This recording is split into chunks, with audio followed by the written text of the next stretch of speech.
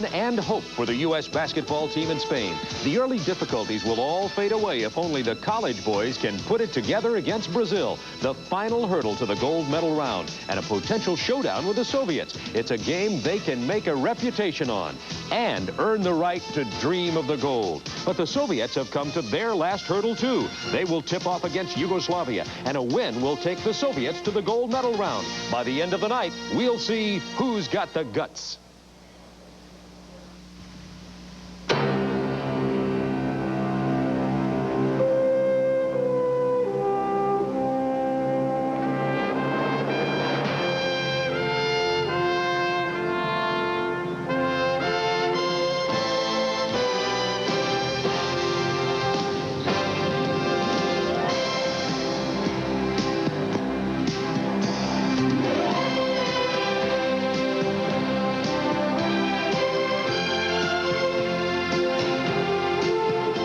Network Television proudly presents the 1986 Goodwill Games from Moscow and from Madrid.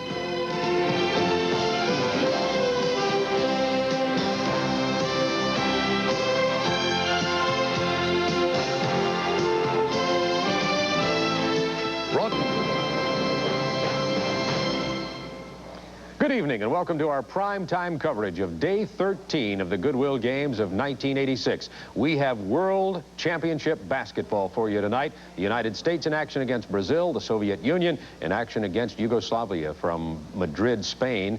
And we have more than just basketball, Marianne Laughlin. Although that would be enough.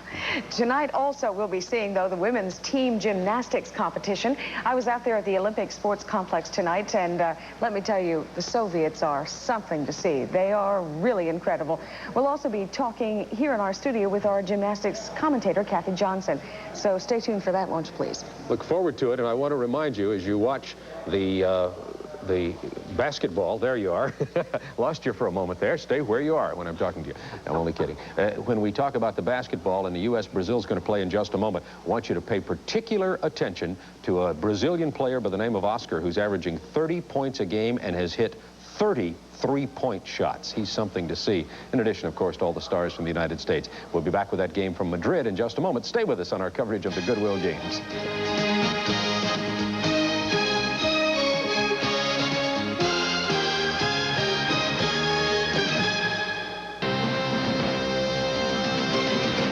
Well, the United States men's basketball team's been really struggling in this tournament with offense. They shot only 38% from the floor in the win over Yugoslavia and only 56% from the line. But the U.S. team has been playing a great pressure-trapping defense. Let's go to Madrid now. Defense will be tested when they face Oscar and all the points that Brazil can put up on the boards. And let's go to our commentators, Rick Barry and Bill Russell. We have a packed house here at the Sports Palace in Madrid. The temperature up in the 90s, but I don't think that the players needed this temperature to be able to be turned on for this ball game. All four teams are ready to play. Two very exciting ball games. The United States going up against Brazil, and then the Soviet Union against Yugoslavia as they take the next to the last step in their quest for the gold. The United States team finds themselves in a must-win situation. They were faced with that against Canada 2 games ago, and now they must beat Brazil if they hope to go on and play for the gold in the game on Sunday. Now, Bill, what would you tell this young, inexperienced ball club they need to do to come away with a victory? Well, first I'd say relax. Then say, now, this is a tough game, but defense got you this far, and that's what will carry the rest of the game.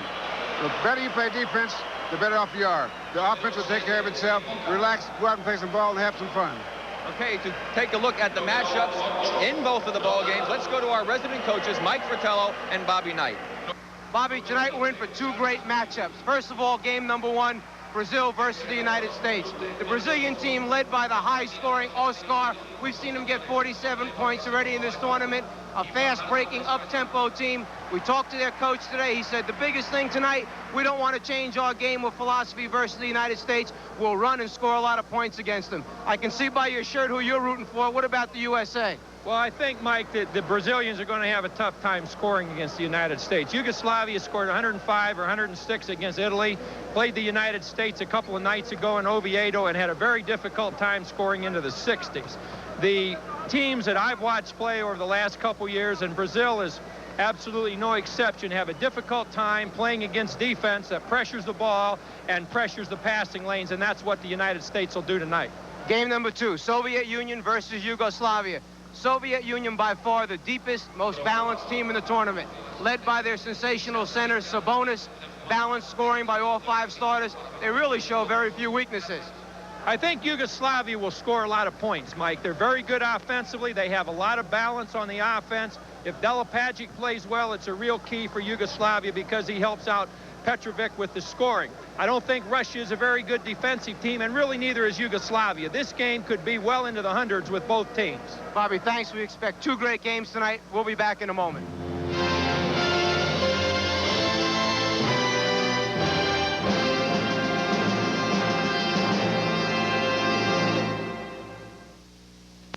In this ball game between Brazil and the United States, both with 1 loss. For Brazil is going to be Marcel, Gerson, Israel, Mauri, and the way they pronounce it here, Oscar, the star of the team for Brazil. And the Brazilians go by 1 name, and that's the proper way to do it, and we don't want to offend them.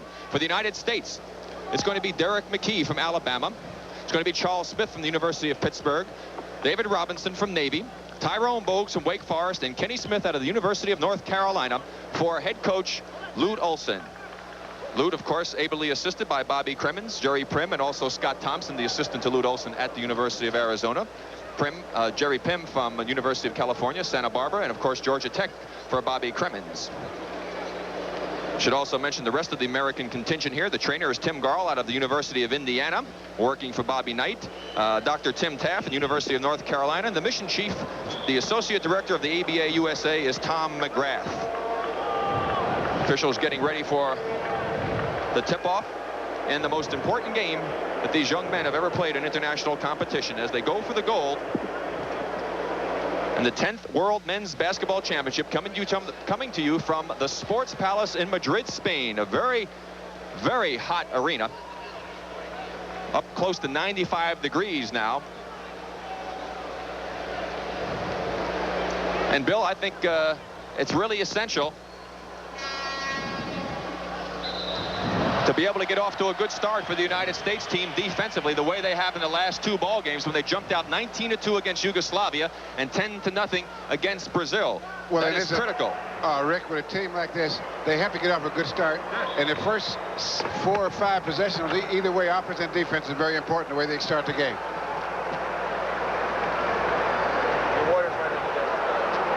I have a little problem with the scorer's table to start things off as they spill all of the drinks.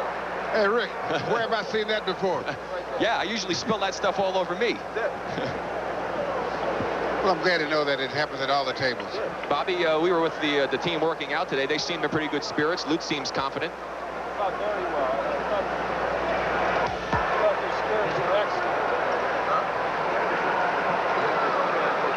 As Tyrone Bogues starts things off for the United States, quickly inside, and Charles Smith misses the easy dunk. He gets another try and finishes it off.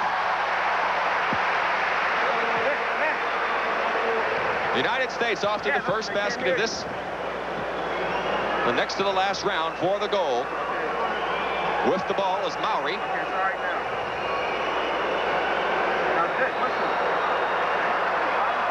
The fans love Bogues. Marcel to Israel. Good move inside on the part of the Brazilians. Well, I think they were concentrating so much on Oscar that they forgot about the other guys, and these other guys, Israel in particular, is what they call a garbage man. When you leave him alone, that's what hurts you the most, when you just forget about it.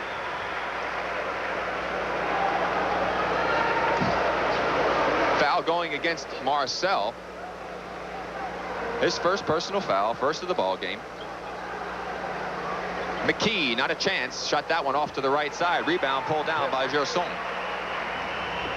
He's the second leading rebounder in the competition. The ball thrown away. The Brazilians, a very good fast breaking team. They like to get the ball up the court very quickly. They do not play a great deal of defense, but they score a lot of points, averaging 96 points a game in the competition. The United States team, the best defensive team in the competition, giving up only 68 a game. Oh, that's the same situation they ran with the Yugoslavs. They were a high-scoring team, and they cooled them down pretty well. Sure did. 19-2 in the first 7.5 minutes. McKee He got bumped. And Robinson is there. David Robinson coming off a fine performance. 18 rebounds he had in the win over Yugoslavia. Also was over 20 points from the field. I think the Brazilians will make a lot of mistakes offensively in this game. Bogues with the foul, reaching in from behind.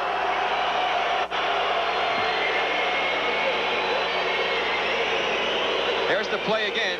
Tyrone with the reach in, called for the foul. That was, of all the fouls you see, that was kind of weak call there, I thought, Rick. We've seen a lot of those throughout the competition. Very inconsistent are the officials. But before I get on these, I'll give him a chance.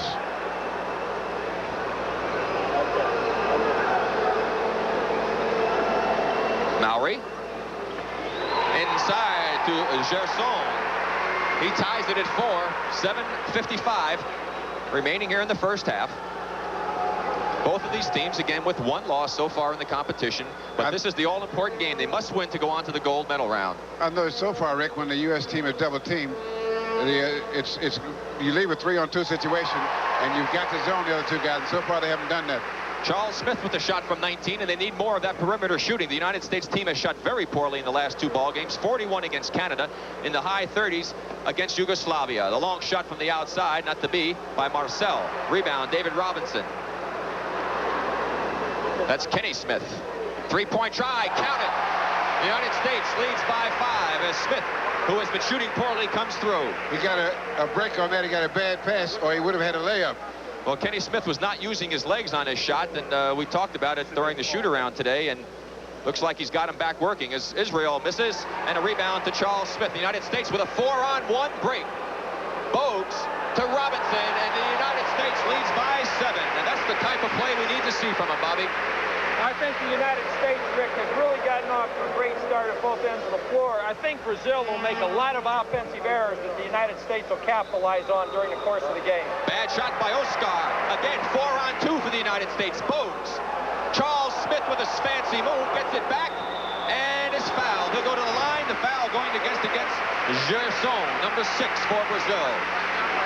I think we could find that Brazil will really get into some trouble here if they get down by maybe 11, 12 points very early in the ball game. We got a timeout. 16:31 left to play in this ball game. It's the United States 11 and Brazil 4.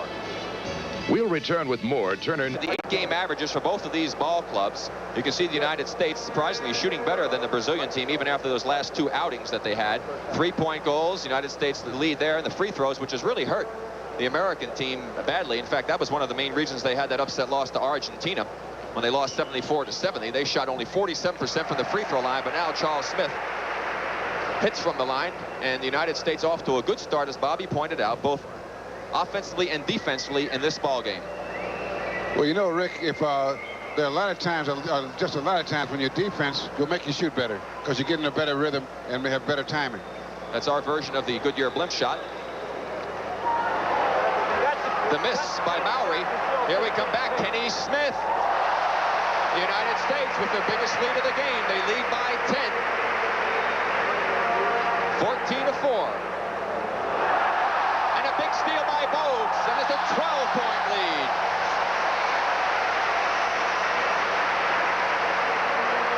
The pressure of the United States taking its toll against Brazil. The United States team has done this in 3 consecutive games. I think Brazil will have a very difficult time getting any offensive motion going here. The miss by Gerson. That's Tyrone Bogues. Tyrone Bogues has got a lot of problems for him because he's getting that ball up court so fast. That time Kenny Smith did not use his legs on the shot. He was upright. And when he does that, he is not anywhere near as accurate. Knocked out of bounds. It's going to be Brazil's ball. Good defensive effort because the 2 guys back conversion on the ball. Coming into the ball game for Brazil, it's going to be Garinha. Garinha is coming in, number 10. He's averaging 3.8 points a game, 6'1" guard. And you can see what has happened with the breaks for the United States. Already they're off to a 7-0 lead. 15.5 left to play here in the first half. Marcel, 3-pointer, count it. His first points of the game. Cuts it to a 9-point lead for the United States.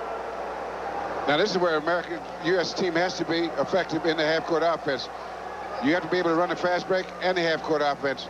And this team is At first, they were not good passes, but they've gotten better. Bogues, and it's a 3-second violation against David Robinson. Bogues with the penetration, and Brazil will be playing a zone. They like to play the zone. They're not really a very good defensive ball club, and Lute Olsen had his team working on some certain plays to make it more difficult for the Brazilians in playing that zone. Oscar with the miss. Charles Smith keeps it alive. Kenny Smith tracks it down and comes away with it. Coming away with it, Charles Smith. Bogues tries to force that one, knocked out of bounds off of Brazil. Actually, that was a good pass intention, Rick. Good hands on the defense.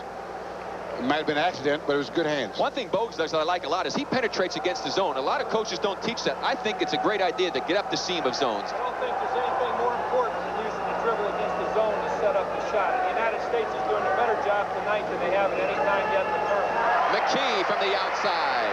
Back to an 11-point lead for the United States. Brazil has missed their last 7 shots. The defensive play by Robinson against Israel. Back comes the United States. The United States playing a very patient game when they don't have the opportunities there. The kick. One of the things that I really like to see from an offensive standpoint against the zone is the pass fake before the pass, because I think it sets up so many things.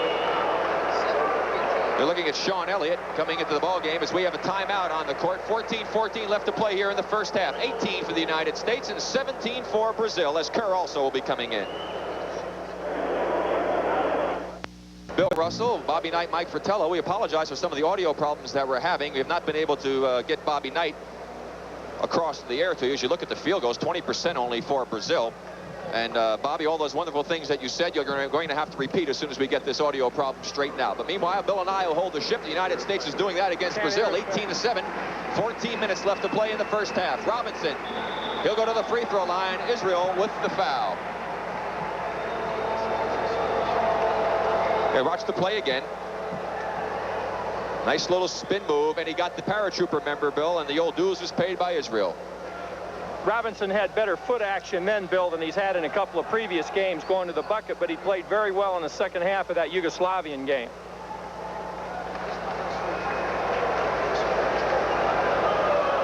So David Robinson, who's had troubles at the free throw line throughout the tournament, shooting only 47%, continues with those problems and compounds them, but a big play by Charles Smith. 20-7, United States with their biggest lead of the ball game right now. Now, Bobby, do you think the Brazilians have the kind of team temperament that they can come back and challenge like the Yugoslavs did in the last game? No, I really don't, Bill. I think they have the offensive potential with Marcel and Oscar, but I don't think they have the team attitude to be able to do it. Oscar with a three-point shot, counted for Brazil. Back comes Charles Smith. Robinson, good tip out to Bogues, back to Robinson, and he finishes it off. Nice play. Because he didn't have to leave the lane. Because if he hadn't passed that ball, they might have called 3 seconds. And then he came right in under the defensive man for the pass. Israel gets Robinson in the paratrooper club. He can't finish it off. Charles Smith strong on the boards. United States, 4 against 3. Bogues to Robinson. And Robinson again. It's 24-10. 14-point lead. Biggest of the game. We've seen a lot of offense generated by the United States through its defensive play in these first 7 minutes. Oscar forces one up. The basket counts. No, they say no basket. He can't believe it. That's Armin Gilliam from UNLV getting ready to come in the game. There's the play again. Now they call it before the shot. No continuation. Also in is Piboca. Piboca has come in for Brazil, number 7. Robinson goes to the bench as Gilliam comes in. Bogues to the bench as Tommy Amaker out of Duke comes in. Bogues and Robinson have done an excellent job and have made a great contribution to the United States start. Israel blocked Charles Smith, and they call a foul. And where they saw contact on that one, I have no idea. Foul against Smith. Let's watch the replay if they show it again and see if we can find the foul against Charles Smith. It looked like a great block on the part of Charles. I thought Smith had great timing on the play and got a piece of the basketball and didn't use his body going into the shooter at all. Israel with 3 points. And of course, was one of the times that Our Spanish friends didn't have the replay for us. That overhead view of the shot going in by Israel cuts it now to a 12-point lead for the U.S. 12:45 to play here in the first half. The United States has made 10 of their last 12 shots. Bobby, as you said earlier, one of the great things about playing against the zone is to fake the pass first, because the zone reacts and you really get a lot of things wide open. 3-point play. Kerr, count it. I don't think there's any question about, Bill, the necessity to be able to pass fake and shot fake both against the zone, because as you pointed out, the zone reacts to the ball, and if you can get him to move 6-8 feet, it really helps your passing lane. Marcel with the miss. Another rebound for the U.S. team. Gilliam. Now it's Amaker to Kerr. Another three-pointer. Count it. Third three-pointer for the United States. Kerr, who has been playing well for the U.S. team, knocks another one home. 18-point lead for the United States. 12 minutes remaining. First half. Oscar, three-pointer, follow up Marcel. And Marcel's another one of those guys. He and Israel both like to, what you call, garbage up. If you don't keep your eye on them, they'll hurt you on the garbage. Three-pointer, Sean Elliott, count it. The U.S. 4 for 4 from three-point range. They are turning it on. 19 points they lead by. This is the thing that we talked about a little bit prior to the game. The United States defense would be something the Brazilians very, very rarely encounter. That was a tough shot Oscar made there, but they're going to make some creative shots tonight, it looks like. Oscar with his 5th point. He is averaging 30. He's number 2 in the tournament at 30 points a game, 31. Oscar was very good in the leader. 1979 Pan American Games 7 years ago, and he still stayed as a very good basketball player offensively. Sean Elliott is fouled as he makes a drive to the basket. Sean Elliott out of University of Arizona plays for the coach Lute Olson, coach of the American team, that is. We'll watch the play again, and the block. Good call, because he walked after Sean Elliott made his move, got the ball, he picked up his dribble. Now you can see number 7 still moving in there. David Robinson returning for the United States team. As the games have gotten better, David Robinson has gotten better also. You know, in the first few games over here, he wasn't that intense. But as the games have gotten more important, he's played better. I think Robinson has improved greatly. That's Kerr. Robinson, strong move. Yes, count it. Robinson playing inspired ball. It seems as though he's picked right up where he left off. Here's the replay. Look how strong he goes up. Had good balance that time and finishes off the play. Biboko with the foul. Robinson is doing a much better job using the dribble. Before, or in the first 2 or 3 games in Oviedo, the dribble wasn't taking him any place, but the last couple games it has. Another thing he's done, he's looking before he dribbles, so to see if that zone has collapsed on him. In the first few games in Oviedo, he was putting the ball on the floor and then looking. Now if we get him to make the free throws, he'll be okay. That's Israel against Robinson. Robinson blocked, and they call the foul. I think that was a pretty good call. I think Robinson had good timing, and we'll see here that he gets his arm into him right there. A little bit of the arm and the body. The big mistake he made, Bobby, is something he's had a problem with. He left his feet to allow the man to make the move. I think, as Bill has pointed out a lot of times, Rick, the idea with leaving the feet is a reaction, not an action. You leave your feet as a reaction to the shooter going up in the air. You see, he ranks 3rd in the tournament in rebounding average. He now has 6 points in the ball game, and Brazil is trailing by 17. 10:35 left to play in the first half. It's been another outstanding defensive effort on the part of the United States. They've also been a force offensively, even though their free throw shooting has been poor, but they've shot exceptionally well. Armin Gilliam, nice move. If the United States has real good patience here on offense, they're going to create all kinds of problems for Brazil's man-to-man as Amaker makes a great defensive steal. And a good idea holding it up. Kerr. Back to Elliott. Kerr's wide open in the corner. Three-pointer. No. First miss for the U.S. from three-point range. They were 4 for 4. Kerr with 2 of them. 1 by Smith, 1 by Elliott. That's Marcel. Marcel again. Robinson for the United States. 3 against 2. Brazil very bad to get back. 5 rebounds for Robinson. Kerr from Amaker. Good shot.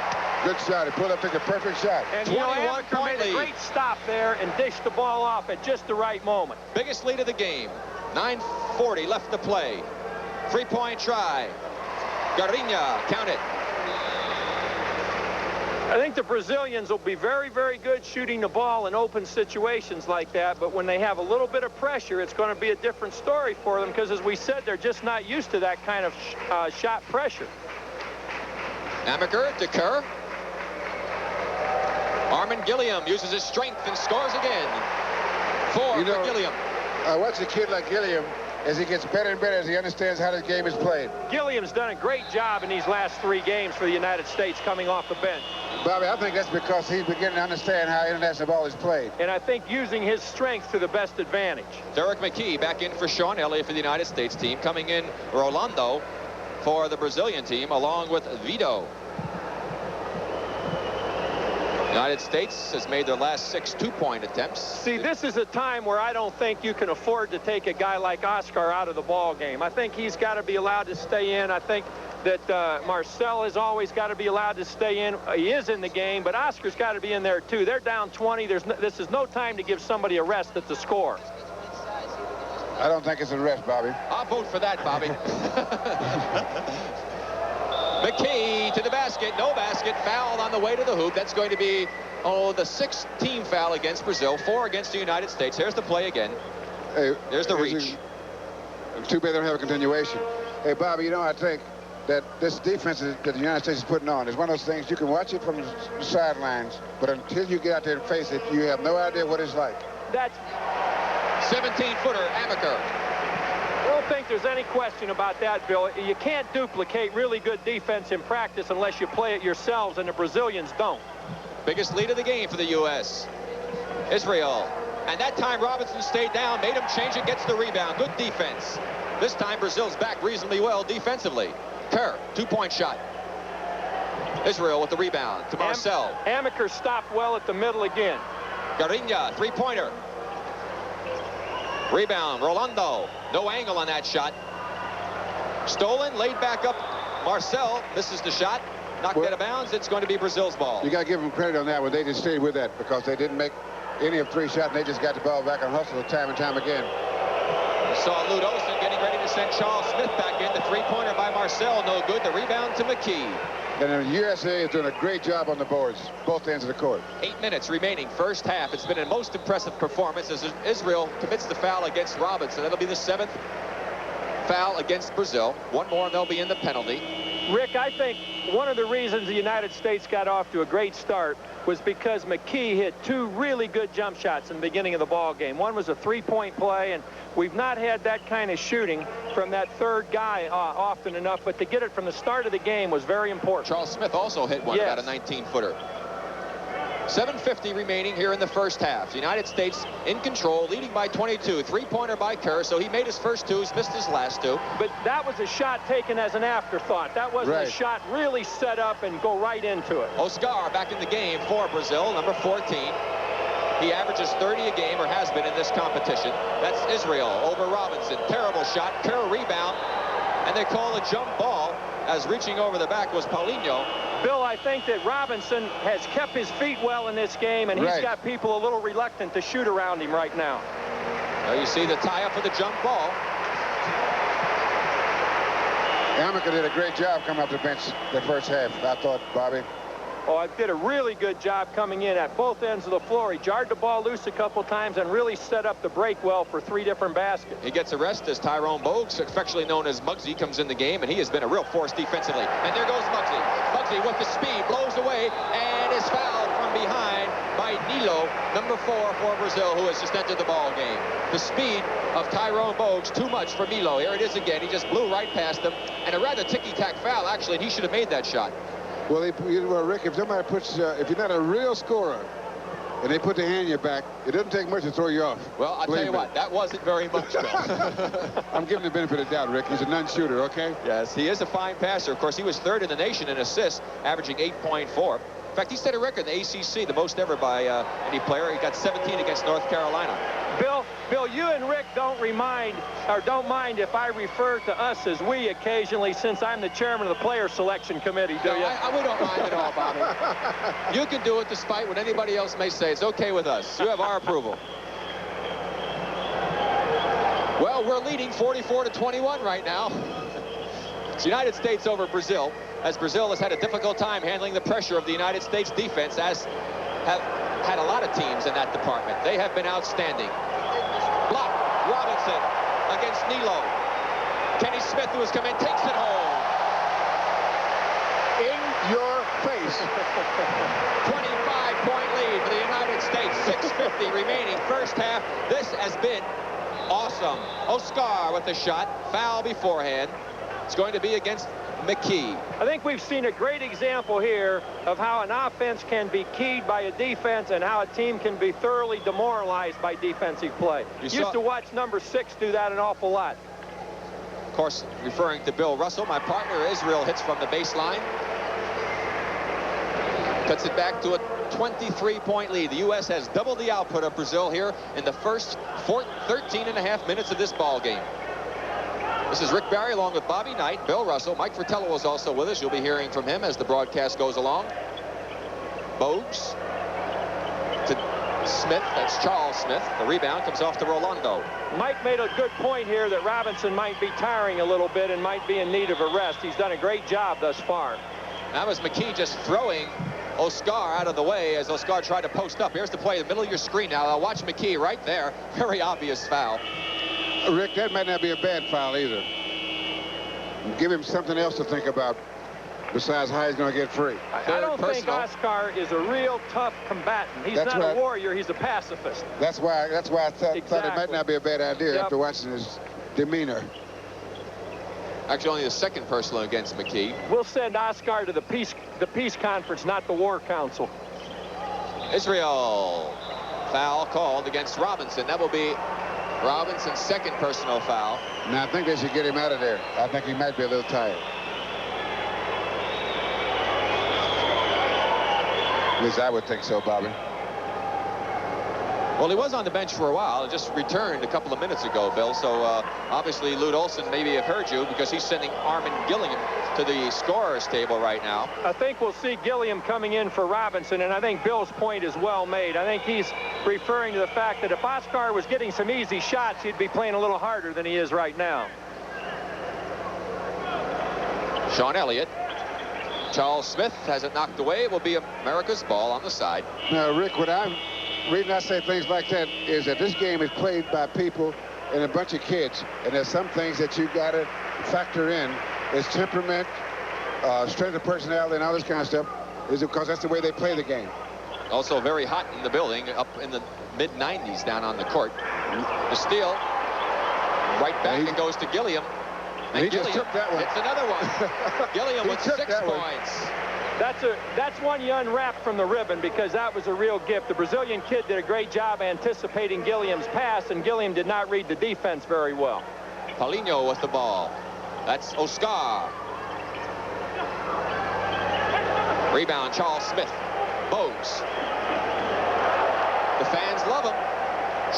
Kenny Smith. He used his legs. When he used his legs, Bobby, he can flat out shoot it.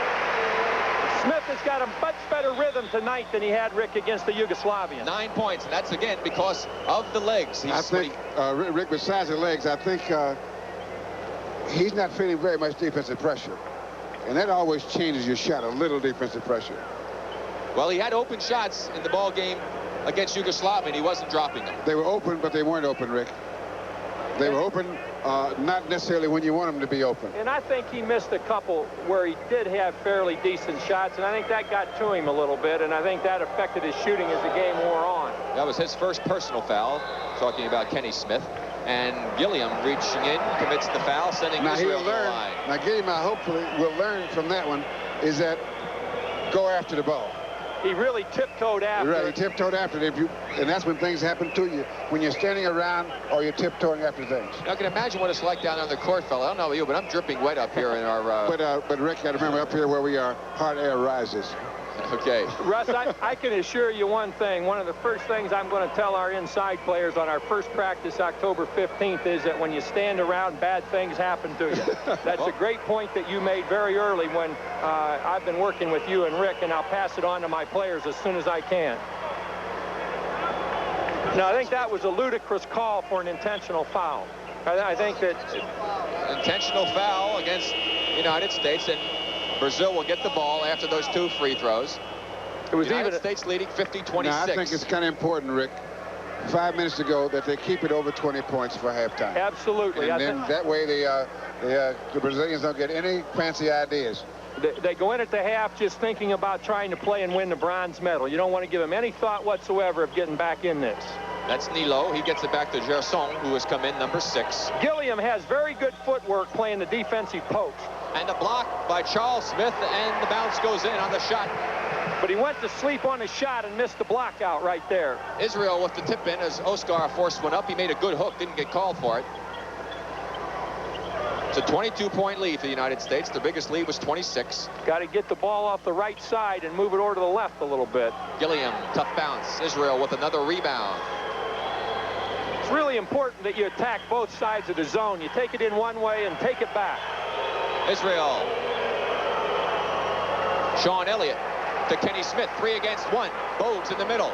Bogues to Kenny Smith, who takes it home. I love to see a fast break run like that. Bogues did a great job taking it toward the left lane and then slipping it back to the right lane. He took the defensive man out of it completely, as we see here in the replay. 11 for Kenny Smith. We have a timeout on the court. 4:12 left to play here in the first half. The United States dominating Brazil 52-28 in their quest for the goal.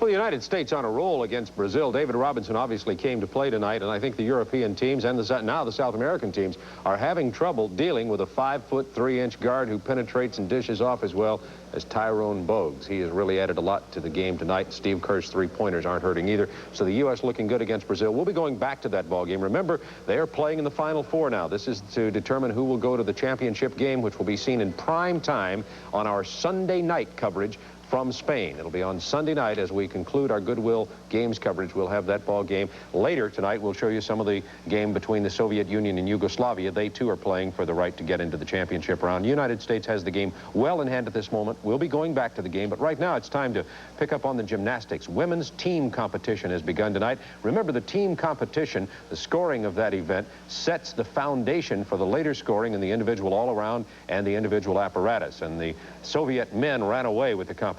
Soviet women are supposed to be strong, too. We're going to go now to the first segment of our gymnastics coverage from the indoor stadium at the Olympic Sports Complex. And here's Charlie Neal, Bart Connor, and Kathy Johnson. Welcome back to the Olympic Sports Complex as our gymnastics coverage continues. We've already shown you rhythmic gymnastics. We've seen the men in action. Today, the women get underway with the team competition. Working with me, Kathy Johnson, who was a member of our 1984 Olympic team. And Kathy, 11 countries represented. Let's talk a little bit about some of the teams we'll see. As always, the Soviets will dominate this competition. In fact, they have 4 world champions on their team. That has never happened in gymnastics competition. To show you how strong they are, one of those world champions will sit out and be the alternate in this competition. In the second spot, I think it's going to go to Romania. Although they sent a very young junior team, you never know how the younger ones will perform. The third spot, that's where the real competition is. It's wide open for the East Germans, the United States, Bulgaria, and China. Okay. Also working with us is Bart Connor, who was also a member of our 84 Olympic team. And Bart, our United States team is a young one. Let's talk about them a little bit. They are young. As a matter of fact, only 2 of the 6 competitors for the United States in this competition have even been in international competitions of this magnitude. That's Marie Rothlisberger and Jennifer Say in last year's World Championships. But there are a couple of factors that I do think they have to help them in this competition. One is that they're just coming off the national championships as of 2 weeks ago, so they're guaranteed to be in good condition. And the other is that these girls are fired up. We've seen them in practice. They seem very comfortable, very much at ease, and they're really fired up, so it should be good. Okay, the American team's fired up, so are we. Let's get to the competition. Fine. This is the first rotation of the team competition. You're looking at Doudeva. She's from Bulgaria, working on the floor exercise, and one of 3 Bulgarians who's left from that 1985 World Championship team that finished 4th. She just opened with a nice layout double back. The Bulgarians are really strong in this event. They particularly excel in the tumbling.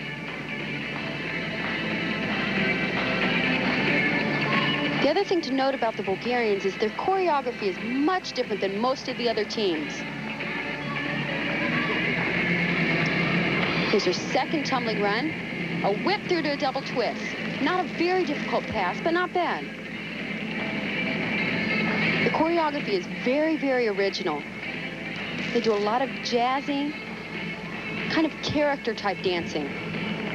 You know, Kathy, they said she was the only gymnast to do a double layout on the floor at the European Championships in '85. See if she does it here.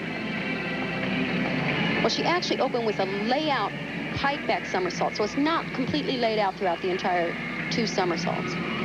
Here's her last pass. And a pike double somersault.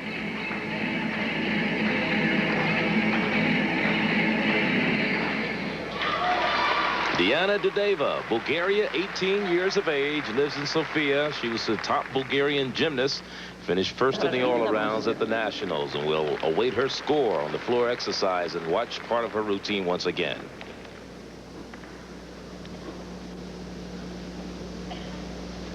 This is the opening tumbling run. She's going to do a layout for the first flip. She has to pike in for the second flip. It's called a layout pike double somersault. Nice beginning. Diana Doudeva from Bulgaria. 9.65 is her score on the floor exercise. We're in the first rotation. Marie Rothlisberger, Huntington Beach, California. She's 20 years of age. This is Marie's strongest event. She has excellent swing. You know what amazes me is the skills they're doing are just like men's high bar now. Really has progressed in the last 2 years. This event is changing quite a lot. Free hip. Another giant swing, very strong. And a pike double flyaway. Little trouble on the landing, though. An alternate on the 1984 Olympic team, Marie Rothlisberger. Marie actually didn't do her normal bar exercise. She usually does a reverse heck, which is a big release move. She's been having trouble with her shoulder. Here's a giant swing. Now watch this. Full pirouette over the top. That's extremely difficult. She does it well. And Marie Rothlisberger comes up with a score of 9.60 for her uneven bar routine. You're looking at, that's Marie right there. And this young lady is Vera Kolesnikova, 17 years old, from Voronezh in the Soviet Union. She's working the balance beam. And can she work this event? She is usually just solid as a rock. This is her favorite apparatus, she says. She's one of 4 remaining gymnasts from that 1985 team that won the World Championship. That was 2 back handsprings to a layout somersault. She stuck it cold. Kathy, what do you think it takes for the Soviets to be so great on the balance beam? So many good girls can perform well in practice on the beam, but they are great in competition as well. Bart, it starts off with they have excellent basics. In the very beginning of their training, they really work on what's important. They have nice, strong ankles. And just an excellent sense of balance and control. And if you ask her who's her strongest competitor, the first thing she'll say is the girls on her own team.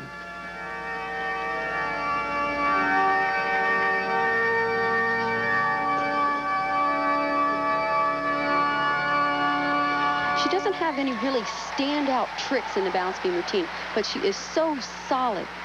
She gives away no deductions. She shows great flexibility and a lot of elegance. She had a nice layout at the early part of the exercise, but I haven't seen that many tumbling skills since then. Not really, but I know she has a great dismount. Look at this, a triple twist. Oh. Look at the landing. That's Vera Kolesnikova, 17 years of age, from the Soviet Union. So many of the gymnasts choose to do double backs. This is so much more difficult, a triple twist. And look at that landing. She's been on the national team for the past 4 years. And look at that score, a 9.9 for Vera Kolesnikova. And she earned it. There she is. From the Soviet Union, the young lady is Do Yamashiro from the United States, 16 years of age, student at Marina High in Huntington Beach, California, working the uneven bars. Nice high front somersault. Wouldn't you say that this is probably Do's best event as well? Oh, it's definitely her best event. Reverse heck. She has 2 release moves in this routine. Free hip, little bit weak on that last free hip. The dismount, front pike with a half. Not a bad job. She likes this this particular apparatus, doesn't she? Well, she does it quite well. Do Yamashiro, 16 years of age, from the United States, working the uneven bars. Watch that. Hop to a reverse grip. Now she's going to swing through. Look at the height on this front somersault. Perfect regrasp. And right over the low bar. Kathy, aren't they working the bars completely differently now, a lot wider? Most of the girls are putting those bars way out and doing giant swings like we see on men's apparatus. And we'll wait the score for Do Yamashiro, a 9.60. And after the first rotation in the team competition, the Soviets out in front, Romania second, China third, with the United States in 5th place.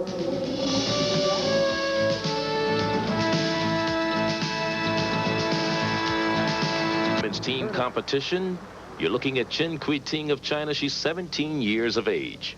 Look at how little she is. Bart, it's definitely an advantage here on this event. It's a long jump there, but watch as she does giant swings.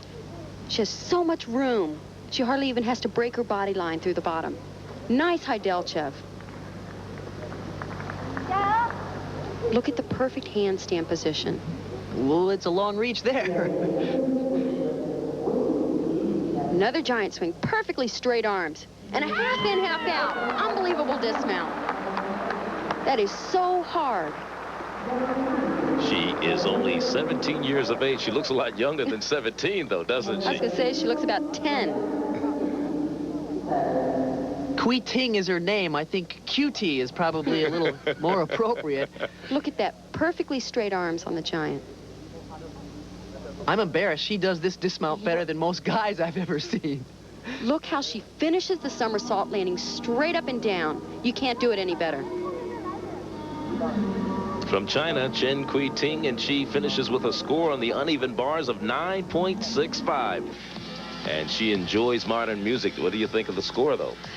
They're being a little bit tight on the uneven bars. I thought it could have gone a little higher.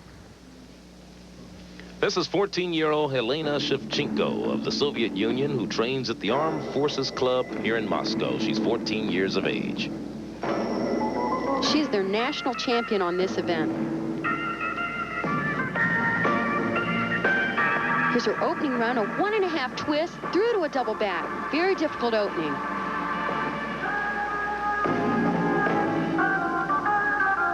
But great music to work to. In fact, the audience is even getting into this one a little bit. The Soviet audience isn't quite like the American audience we're used to. They're a little more subdued. Boy, they'd be going crazy in the States, wouldn't they? They sure would. Preparing for a second run. It's a whip through to another double back. Boy, she is great. It's very entertaining. It's kind of fun, isn't it? The whole exercise is fun. Sure is. She even looks like she's having fun. She finished first in this event at the 1986 Nationals, so you see why she's doing so well right now.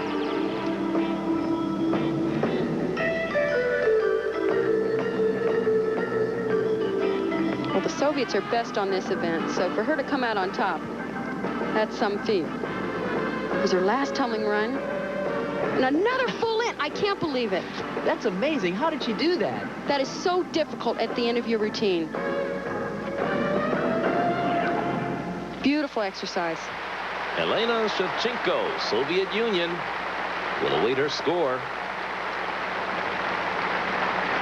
We've seen so many full in back outs, but to do it at the end of your routine.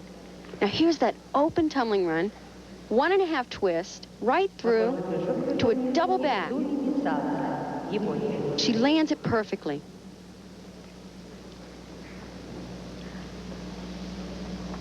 And the score for Elena Shavchenko of the Soviet Union, a 9.85 on the floor exercise. And she can't tell whether she's happy or sad with that score. Looks like another day in the gym to her, doesn't it? This is Jennifer Say. She's from Allentown, Pennsylvania, attends Central Catholic High there, and she's preparing to work the balance beam. Jennifer just recently won our national championships to become our national champion. That was a planche position she held and then went into a front walkover.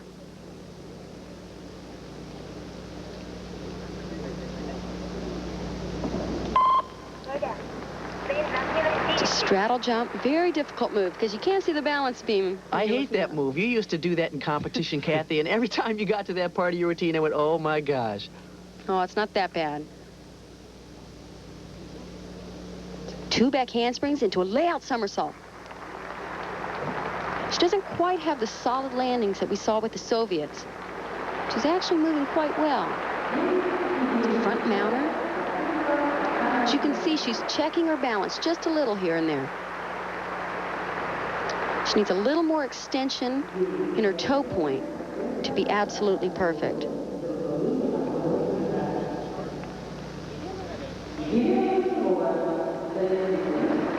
Walk over, back handspring swing down. Tiny bit off, but not bad.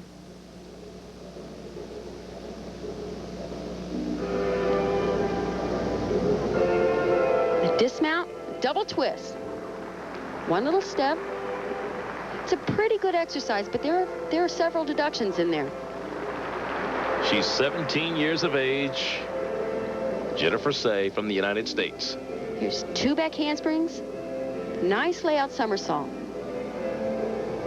Jennifer Say of the United States, her score 9.25. We're in the second rotation, and we'll be back with more in just a moment.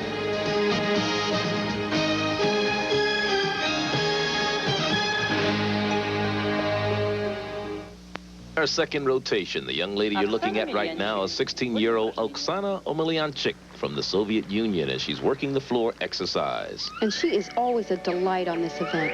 Watch her facial expression. Only 73 pounds. Tiny, huh? And can you believe she's 16?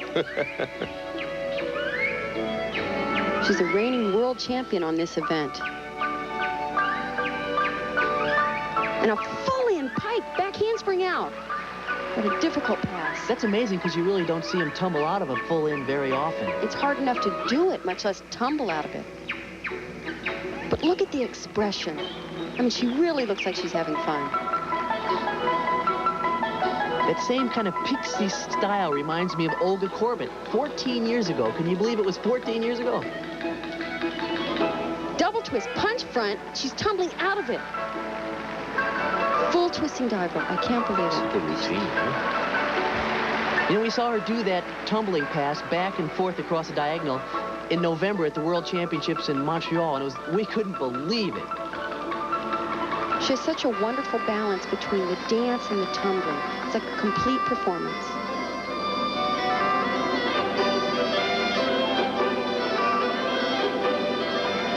And the last tumbling run. And a double pike, little short on the landing. Not a major deduction. Beautiful. Oh, it's just delightful. Oksana Omeliantchik, Soviet Union, 16 years of age, finished first in the all-arounds at the National Championships last year and also was first on the floor at the World Championships. Watch this tumbling pass. Full twist, double pike out. And then to do a back handspring right there. That's tough stuff. Continuous motion. We'll await her score. Oh, can't get much better than that, huh? 110.39.9s. That'll come up with a 9.9 for that young lady, Oksana Omeliantchik. And you gotta love her. The young lady you're looking at right now is Diana Doudeva. She's from Bulgaria, her second ball. Sukahar with a full twist. A little bit low on the landing, but she had great distance from the horse. I'll tell you what, the Bulgarians have really been strong in these last 2 events. They just might be a surprise in this competition. The Romanians, remember I said they were young, they're having a little trouble. Here it is in slow motion. Sukahar, half twist on, back somersault with a full twist. Diana Doudeva of Bulgaria, her combined vault score a 9.6, and that's good for Bulgaria as they start to make their move. This young lady is Elena Shoushounova of the Soviet Union, preparing to work on the floor. And she is such a strong competitor. I think she has a great style. Reminds me of Yuri Korlev in a way. And she's an animal. She can definitely be very intimidating. She's always solid as a rock in competition. Here's her first tumbling run. And a layout double somersault. She's so explosive. She was the co-world all-around champ with Oksana Omeliantchik back in 1985. She was also second in this event in that competition, right behind Omeliantchik.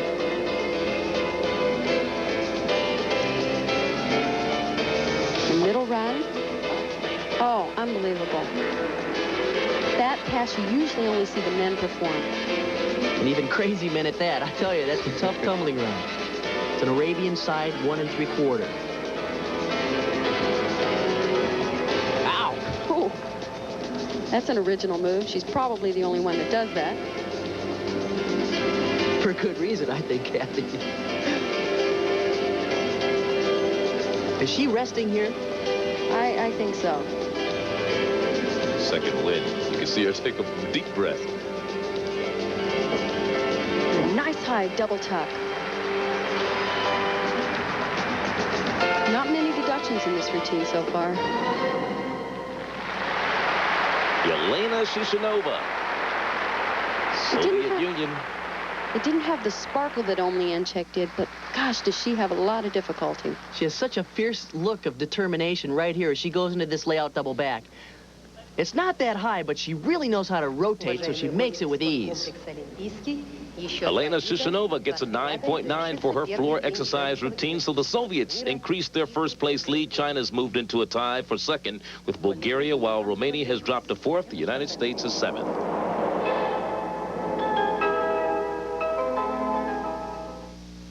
The indoor palace for more women's gymnastics a little bit later, but right now we're going to return to Madrid, Spain, where the United States men's basketball team has built a commanding 60-37 23-point lead at halftime over Brazil. The U.S., however, has gone cold early in the second half. There was an extra long halftime in that game due to a power failure and loss of lights in Madrid. They have them back up. I don't know if that had any effect on the U.S. team, but they're struggling a little bit right now. Let's go back to Madrid. Here's Rick Barry and Bill Russell. The U.S. team now has gone 5 minutes and 40 seconds without a point. They throw it away. Another chance for Brazil. You talk about a Jekyll and Hyde performance. Well, I really didn't think the Brazilians would be able to get back in the game, and they may not. But I think that delay and the fact that the United States didn't get anything down the first 4 possessions really hurt them when they had good chances. Well, all of a sudden, the Brazilians, with some life, they may get that emotion back, and if they do, the United States will indeed have their work cut out. Big play, Kerr, and a foul is going to be called, though they call backcourt against Brazil, U.S. ball. Looked like Marcel had grabbed Kerr. You had to have the eyes of Superman to make that call. Hey, or the creativeness of some of the fine artists at the Prado. There's the shooting right now. The United States, obviously, not shooting well. Recognizing the creativity of artists has not been one of my strong points. I'm glad you're familiar with that. Well, some of us have to try and get some culture while we're here in this city. 13:50. The United States still not on the scoreboard yet in this half. Robinson goaltending is called against Pivoka. The first points for the U.S. come on a goaltending call. Robinson with 12. There's the play again, and Pivoka, the ball was inside the cylinder as he hit the rim, the net, and the ball. Now the United States has got to come up with the ball a couple of times and get some pressure through its break on the Brazilians. Well, they can crush any type of an advantage they may have given Brazil here in this half with some good defense. There's a good play, knocked out of bounds by Robinson. Really great help by Robinson. He was moving on the pass. One of the keys to good defensive help is move on the pass, not after the ball has been received by the postman. That's Oscar, three-pointer, count it, and he's pumped. 12-point lead, the closest the Brazilians have been since early in this ball game when the United States came out and took control from the start. They led by 23 at the half, and they make another bad play as McKee throws it away. Three-pointer Marcel over the back, Pivoka, no foul. Gerson with the rebound. Backcourt. He was back on defense. So 2 costly backcourt violations for Brazil, giving the U.S. another opportunity to try and increase their lead, which stands at 12. They have blown 11 points of that 23-point lead in the first 6 minutes and 57 seconds of this second half. I really don't think that has been called.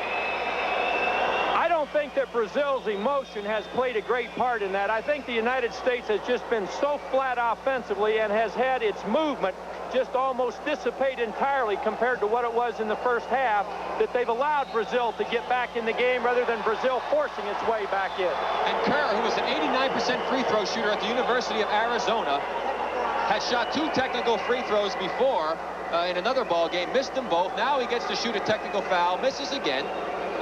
The technical was on Oscar. That was a real brick he threw up then, Bobby. We're talking not just chipping the paint, it's like using a scraper on it.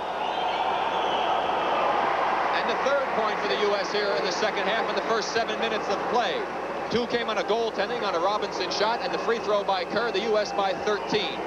They still need to play some good defense here and hold the Brazilians. Three-pointer, Oscar, count it. It's down to 10. The closest Brazil has come. 12:45 to play.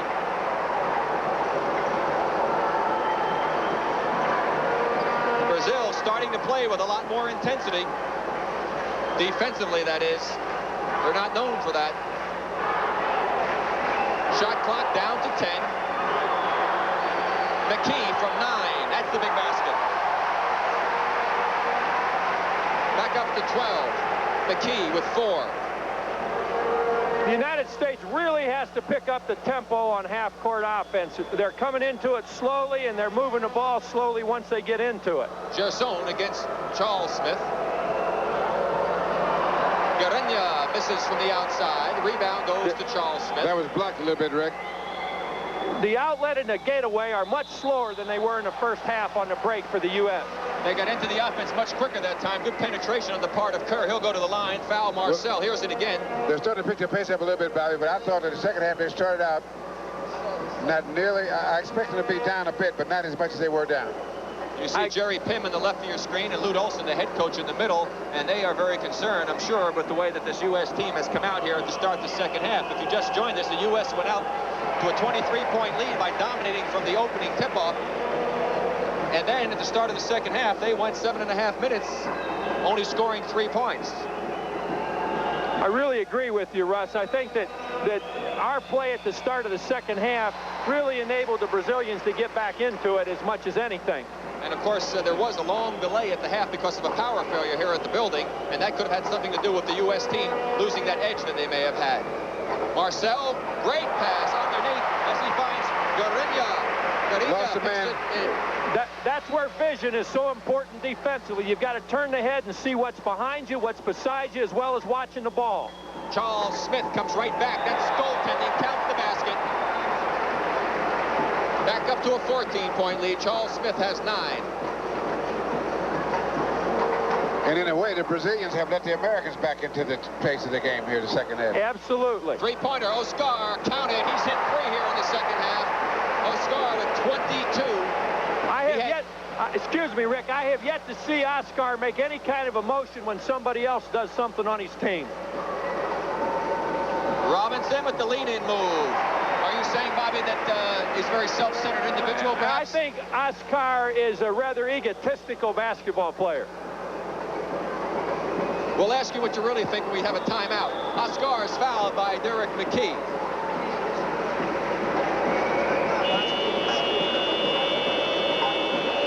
Coming into the game is Paulinho, number 9, for the Brazilian team. Third personal foul for Kerr. We've talked a little bit about the United States not running, but Brazil has shot very well and scored, I think, on 7 of its last 8 possessions. And when you're sticking in the net, it's hard to run from it. But we come down rather slowly and just don't get into the offense with the same enthusiasm and quickness that we did in the first half. That third foul was on McKee, not on Kerr. 11-point lead for the United States. Still plenty of time for Brazil. A 23-point lead dissipated very quickly. Three-pointer, Kerr, counted. Most helpful. Kerr with his third three-pointer of the ball game. He now has 14 points. 6 here in the second half. Did a good job coming off the bench as the U.S. was struggling offensively. Gerson with the screen. That's Polino, number 9. Now, McKee has got to do the same job on Oscar. He's getting behind him a lot that he did on Delapagic in the Yugoslavian game. Just keep him from getting the basketball. Don't give him that opportunity to look at you, get a half a step, and then go up with it. Here's the play again on the move by Garinha, and the foul, and they say no basket. Now, he had definitely started his move to the hoop, so yeah, but that's a continuation. That was a continuation play, Rick. He was still dribbling when he fouled him. U.S. by 14, 74-60. Oscar, 26. 10 minutes left to play. Brazil trails by 12. Oscar with 17 already here in the second half. Three-pointer, Kenny Smith. Rebound, Oscar. Here comes Brazil. We're not moving to the offensive board nearly as well as we did in the first half. Oscar again. He has 28. It's down to a 10-point lead. The Brazilians asking their fans to keep cheering, trying to get them back into this one. 9:25 to play. The U.S. seemingly in control by 23 at the half. All of a sudden has made a ball game out of this due to their inefficient play or ineffective play to start the second half. The guards just aren't generating the kind of offense that they did in the first half. They just can't settle for that kind of shot. Kerr, not a good shot. Oscar gets the long pass to Polino. It's down to 8.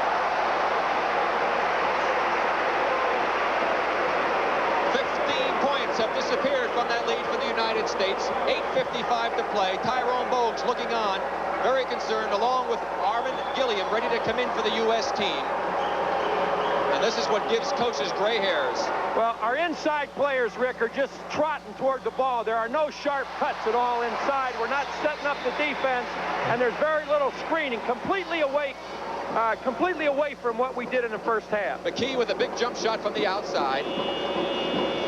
And the official horn had blown. There's a timeout on the court with 8:35 left to play. The United States all of a sudden finds that they have a game on their hands. Their 23-point lead is cut to 10. They lead over Brazil.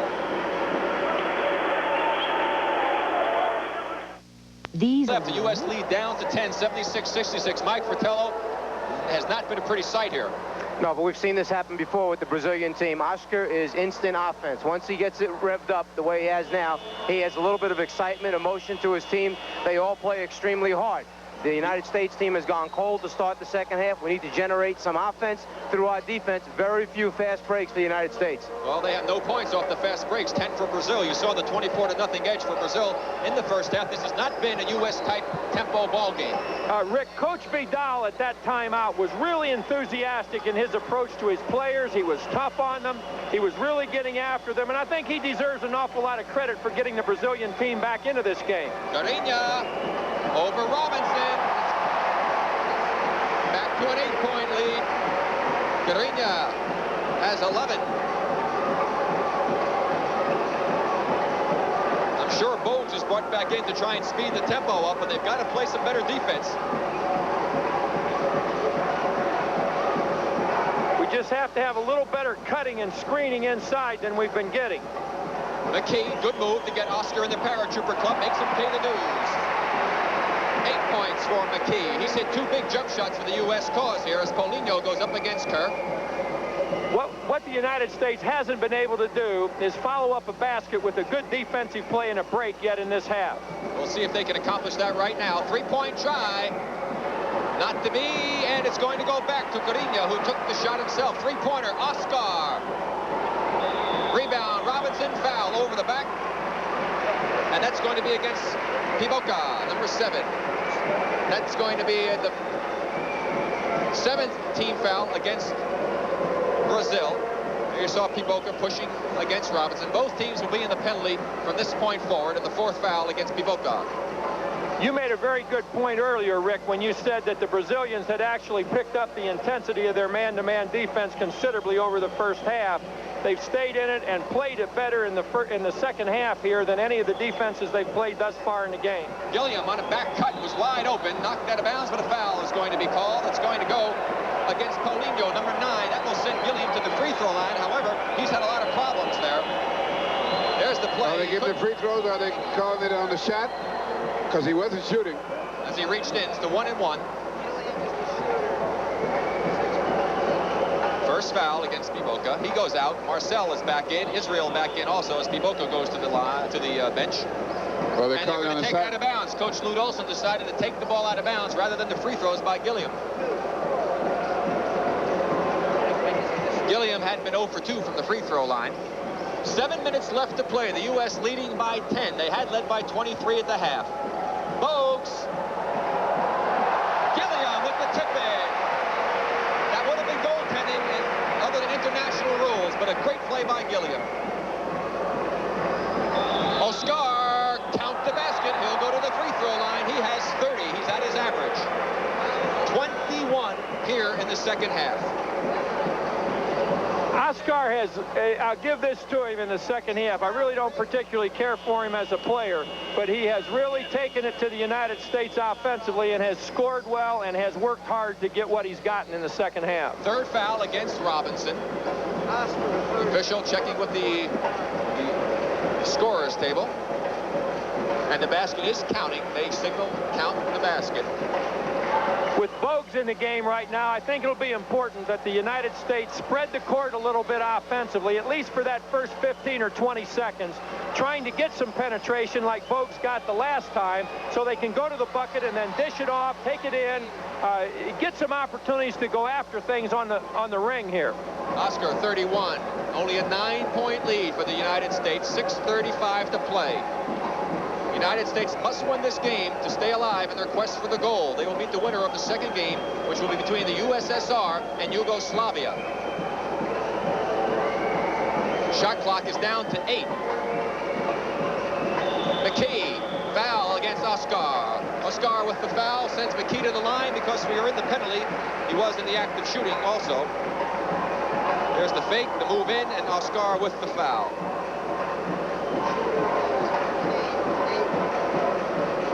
McKee from the free throw line, if you're wondering, because the U.S. has been so inefficient there, is shooting 68% so far in the tournament. And he's hit 2 big baskets, and that free throw helps as well. And, you know, an interesting thing here to me, sitting up where we are, Rick, the Brazilian crowd over here on the balcony to our left has really maintained a constant, steady uproar since this second half started, even though down by 23. Yeah, well, they started it, they've been having it through the whole game, all through the halftime. Very loyal group, and there'll be some tired musicians banging on all of those percussion instruments. That's Marcel with the ball. We're coming up on the 6-minute mark left in this contest. 3-point try, Garinha. Rebound, Gerson. Taken away by Bogues. 3-on-2 for the U.S. Gilliam on the right, Kerr on the left. Bogues is fouled by Marcel. From the free throw line, has only taken 4 free throws in the competition. Here's the foul. That's a deliberate foul if I ever saw one. Absolutely. I thought that should have been called an intentional foul. Now, when he grabs him, he just grabs him. See, that's a deliberate foul if there ever was one there. And that's exactly what they're calling, Bill. They must have heard you, because Bogues will get the intentional foul shots. That will also give the U.S. possession of the ball. A very costly mistake, and it's the first free throw Tyrone has missed in these championships. This is a big opportunity still for the United States to come up with 3 points if they can get the bucket here after Bogues dropped in the free throw. Get that thing back up around 15. They lead by 11. We have a timeout being called now. 5:51 remaining. U.S. 83, Brazil 71. This is Rick Barry bringing you the final 5:51 of this game between the United States and Brazil, a game that saw the U.S. take control early, lead by 23 at the half, and then a long delay at halftime seemed to disrupt the U.S. team's momentum. They played very poorly at the start of the game, couldn't even get a point for over 5 or 6 minutes, and now their lead is at 12. It was cut to 8 at one point. Brazil has done a good job of taking away the feeds the United States is trying to set up from the high post into the low post situation. 10 seconds on the shot clock for the United States team. It's at 5. Gilliam with an 18-footer. That's not the shot they want. Gerson with the rebound for Brazil. We needed a basket on that one, Bobby. It needed a much better offensive flow that time, Russ, than the United States had. And you would think after a timeout you would have a much better offensive play. Not that Coach Luke Olson didn't call one, but the players didn't run it. There's that moving screen. They call the foul on McKee. The player with the ball is moving. That is a moving as a violation on the part of the man with the ball. The Brazilians have been able to get a lot out of the dribble exchange, but it's always been with that moving pick, with the screener turning with his back into the defensive man, literally picking him off as he goes by. And they better learn how to handle that one, because the Soviet Union team, should they win this game, and the Soviets, when they do that a lot as well. And the Soviets are going to be doing it with a little bit bigger bodies than the Brazilians are. 4 fouls against McKee. Oskar to the free throw line. He has 31 points. It'll be 33 when we get through this brace. 6 for 6 for the line for Oskar. Cuts it back down now to an 11-point lead. We'll make it it should be a 10-point lead. I haven't put the score up on the scoreboard, I don't think.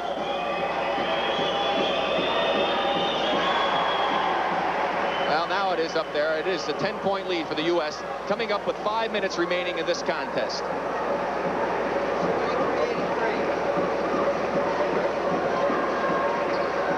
That was good defense by Garinya on Bogues.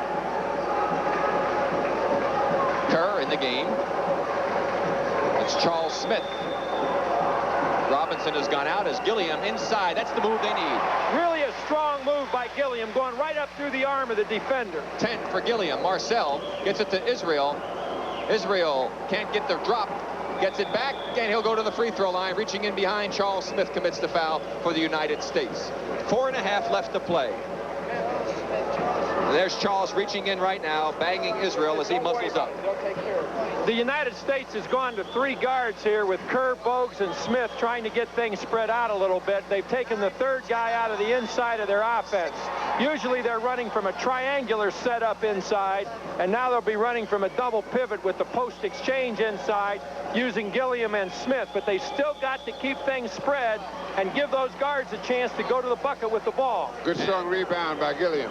He's done a great job again for the United States team in his reserve capacity, as Israel misses a big free throw for Brazil.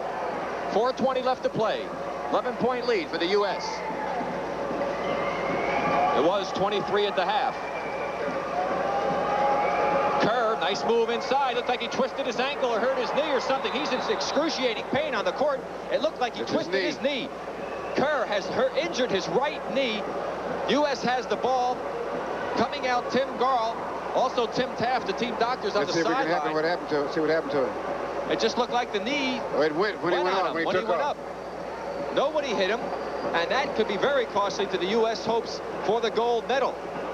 It looks like the tear in a lateral ligament right there, or the lateral cartilage, rather. I don't think it'd be a ligament tear, but that could be something. It looked like as he went up, Bill said he didn't get hit, and that could have been a prior tear that just all of a sudden gave way right there. Right there as he jumped up, he went went inside. I think that's the medial. That's the medial. The lateral is the inside knee.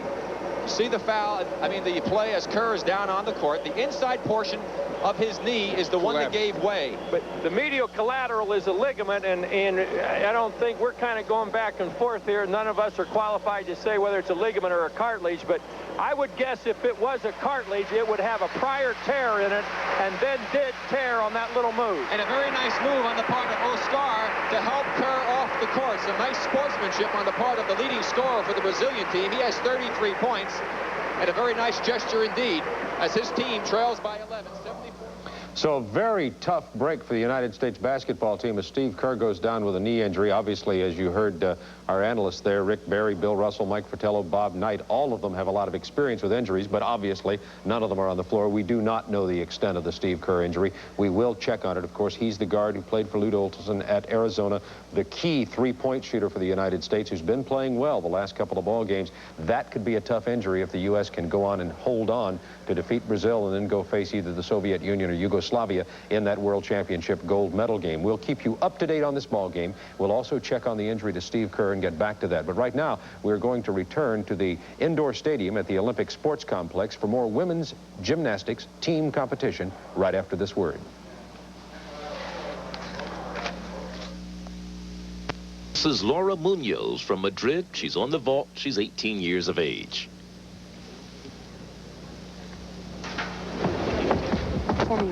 off. Oh, my.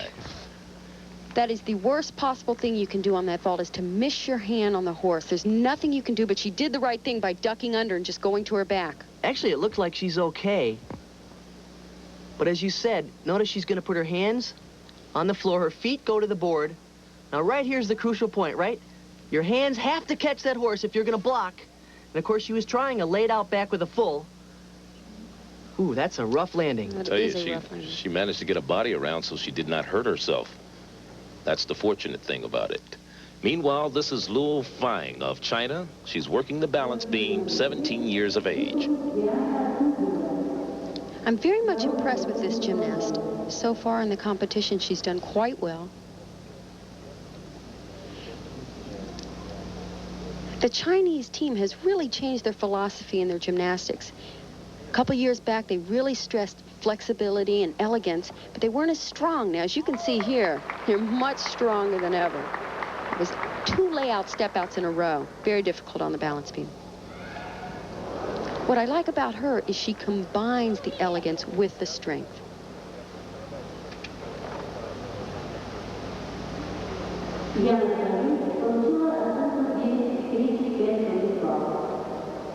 She seems very comfortable up there. Aerial cartwheel. Very aggressive on the second.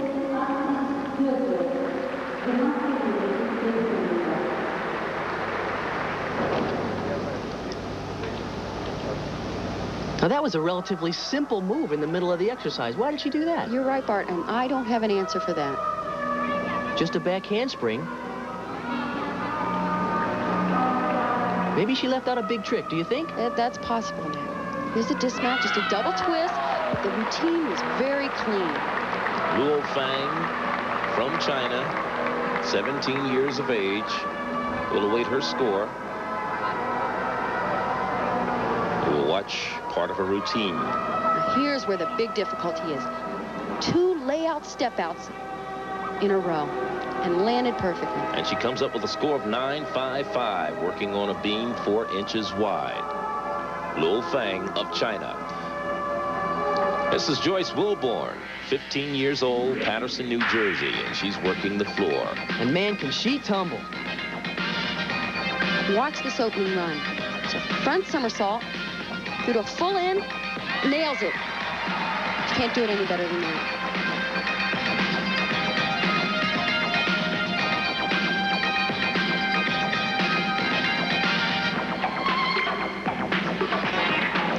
Grace in her movements. It's a routine you can have a lot of fun with. She's got the Soviet crowd pretty fired up. They must love this infectious music. High double twist. Not a difficult tumbling run, but she does it so well. She was 3rd in the all-arounds at this year's Nationals. No problem with a little moonwalk.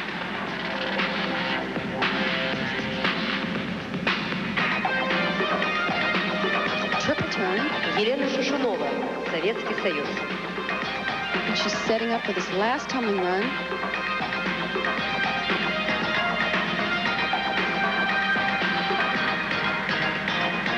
And another full in. Perfect landing.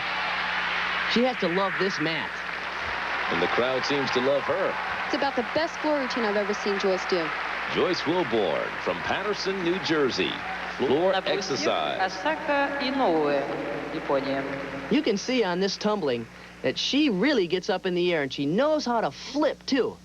Now, to do this at the end of your tumbling, at the end of your floor exercise, that's great. And the score for Joyce Wilborn, a 9.8. So, very good score for the young lady from Patterson, New Jersey. This is Elena Shoushounova, 17 years of age, national team member the past 5 years from the Soviet Union.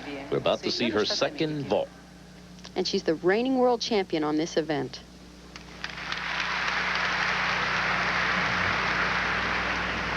She has such a determined look. Strong run. Up entry.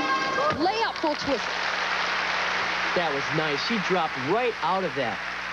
We saw how important it was for them to have good speed, but how crucial it was that your hands hit the horse in proper position right here so you get a good block, and look how high she is. So what's so difficult about the round-off vault? Everything has to be so perfect.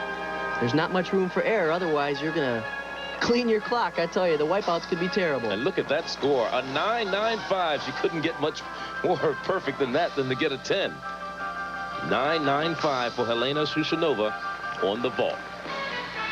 And the results after 3 rotations: Soviet Union still in first, Bulgaria alone in second, China is in third, the United States is up from 7th to 6th.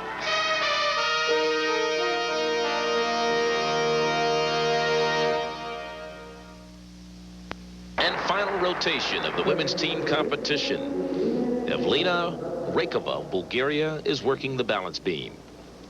And as I said earlier, the Bulgarians are really doing well in this competition.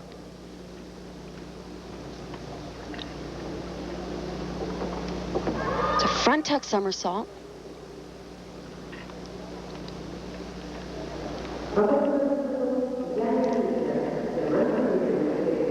She moves with a lot of confidence for such a young girl. And very inexperienced, actually, but you could never tell it by the way she's working. 14 years of age, in fact, making her debut on the national team right now. Back handspring, 2 layout step outs. Slight balance check there, but not a major deduction. It's nice to see that she's so aggressive on the beam, because it has to be a little intimidating being in this competition with so many great world champions, and yet she's so young. Bart, it's so tempting to hold back sometimes, and that's the worst thing you can do on this event.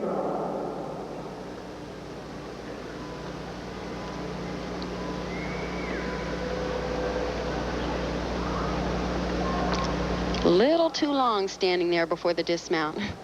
And a double back, perfect landing. Ivelina Raykova from Bulgaria. It was nothing spectacular, but very, very steady. There's that front tuck somersault. As you can see, she just about missed the balance beam. And she comes up with a good score, 9.5 for the young lady from Bulgaria, 14 years old. This is Oksana Omeliantchik of the Soviet Union. She lives in Kiev, and she's working the uneven bars right now. She has one of the most original bar routines I've ever seen. She has a couple of very difficult release moves, but adds a few of her own little original twists in there. Of course, we remember her from her floor exercise routine, which was just delightful. Got a 9.9 on the floor. Look at that position. Nice high delta. Oh my gosh. That's one of those original moves that I said earlier. And I've never seen her miss it like that. What a shame. It's so difficult getting your rhythm back, your swing. Another full twist, back over the low bar. Free hip. And a double twisting flyaway. I'll tell you, with the exception of that mistake that she made, she may have another 9.9 to go with the 9.9 she got on the floor. Oh, it's such a shame, because the exercise was great. Very difficult exercise. It's a free hip to handstand. Here's that release move. Nice high delta. It looked like she caught that perfectly, and right here, no telling what happened. That bar is so far away for her. And the emotion shows, something you don't see much from the Soviets, but she's feeling the pain. When you train so hard for an event like this, it's so hard to make a mistake like that. She wound up with a 9.45 as we look at Joyce Wilborn of the United States working on what is considered her best event, the vault. This is her second vault. She has one of the most incredible vaults. She can just stick the landing. Layout super. Oh, nice. Does she do it? Tell you what, that is as close to perfect as you can get. She is so explosive. Has tremendous speed here. Watch the block. She is up in the air. And man, no movement on the landing at all. The young lady from Patterson, New Jersey, comes up with a 9-9. Very good for Joyce Wilborn, United States.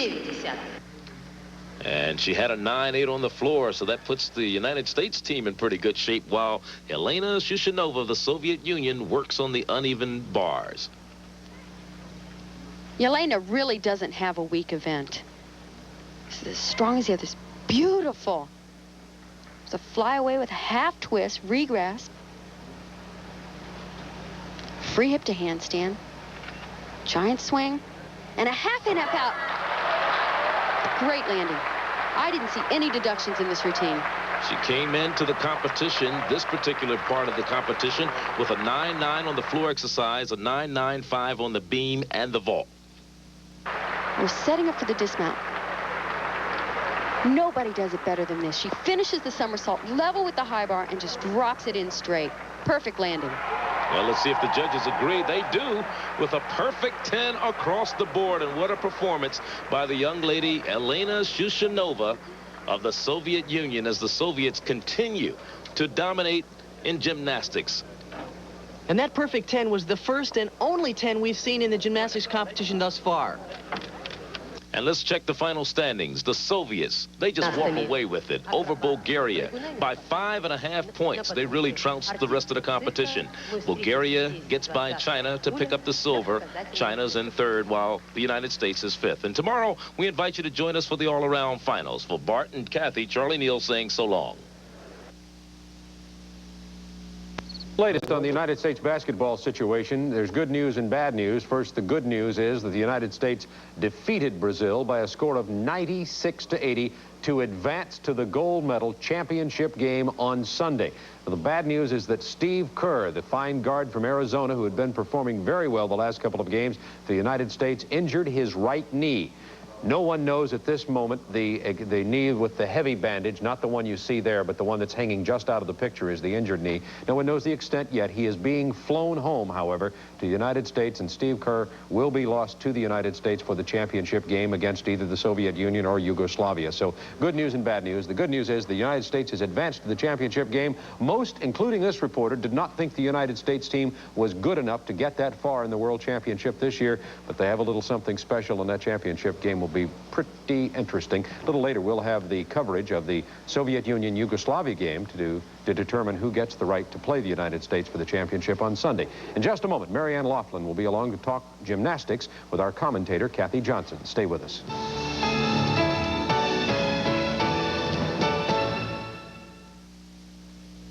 Gymnastics, most of them coming from Soviet gymnasts. Now Marianne Laughlin is going to chat with one of our commentators for the gymnastics competition. She was a member of the '84 silver medal team in the '84 Olympics and won a bronze on the balance beam. Here's Marianne with Kathy Johnson. Kathy, a rather disappointing performance by the American gymnasts tonight. Can you give us some insight as to why the Soviets seem to be so superior to really all the teams performing this evening? Well, there are two reasons why they were so good tonight. First of all, they had 4 world champions as a part of their team. They were all veterans. They're all used to really performing under pressure, so they did well in that aspect. The other reason is they start out right. At a very early age, they begin by working on the basics. They become strong, flexible, and they work on skills that are going to carry them 10 years through the sport. So they start out a lot better off than some of our girls do. The age of a gymnast, of course, has to be of a very short, active life. And some of our American athletes seem to be quite a bit older. Does that help them or hurt them? Yeah, it helps and it hurts sometimes, because some of those young girls that are just coming in, they still have that hunger and that spark because they've never felt it yet. The older the gymnast, though, the more experience they usually have. They're used, they know what it's like out there. They know what it's like to be under pressure, and they can perform under pressure. So it's a plus and a negative at the same time. Very difficult to perform in front of not only all those people in an international television audience, but with other gymnasts doing other routines all around you the whole time, keeping that concentration. We saw Nadia Comaneci, who was one of the judges this evening. Can anybody ever anytime soon, do you spot anyone who could perhaps better or at least equal her performance? Oh, definitely. Nadia was a turning point in gymnastics. She really turned it into a sport. We saw that there was there was a way to become perfect in our sport, or pretty darn close. The Soviets, however, in my opinion, have actually surpassed that in a way. I mean, Nadia will always be great in her own time, but the Soviets have added another touch. They have that artistry, and that they touch the heart of the people that watch, not just those of us who are looking for technique. I think I heard one of either you or one of our commentators use the word elegance in reference to one of the Soviet gymnasts, and that's true. How did you feel about the judging? I understood there was a little tough judging going on this evening. It was much tighter, and actually I'm glad to see that, because a lot of times we've seen a lot of 10s being thrown, and to me that doesn't encourage the gymnasts to get better. Instead, they have to fight for every 10th of a point they get, and I'd rather see that happen right now. How important is the home team advantage to the Soviets? What kind of a difference does that make for them besides their skill? Normally, I would say a home advantage is so great because you got the audience cheering for you, but the Soviet audience is so subdued that they must not sense that. But what they feel is a sense of pride. They take a lot of pride in excelling in their sport, and to be right in front of their countrymen, it's very special to them. If you had to pick an American up-and-comer, who would you name? Oh, that's a tough one. We got a lot of juniors out there that are doing really great. In this competition, Hope Spivey is probably going to be our highest all-around finisher. At least that's a prediction. But, you know, there's a lot of good ones with Jennifer Say, and Do Yamashiro is a darn good gymnast as well. A couple nights more to go. Thanks very much, Kathy. Thank you.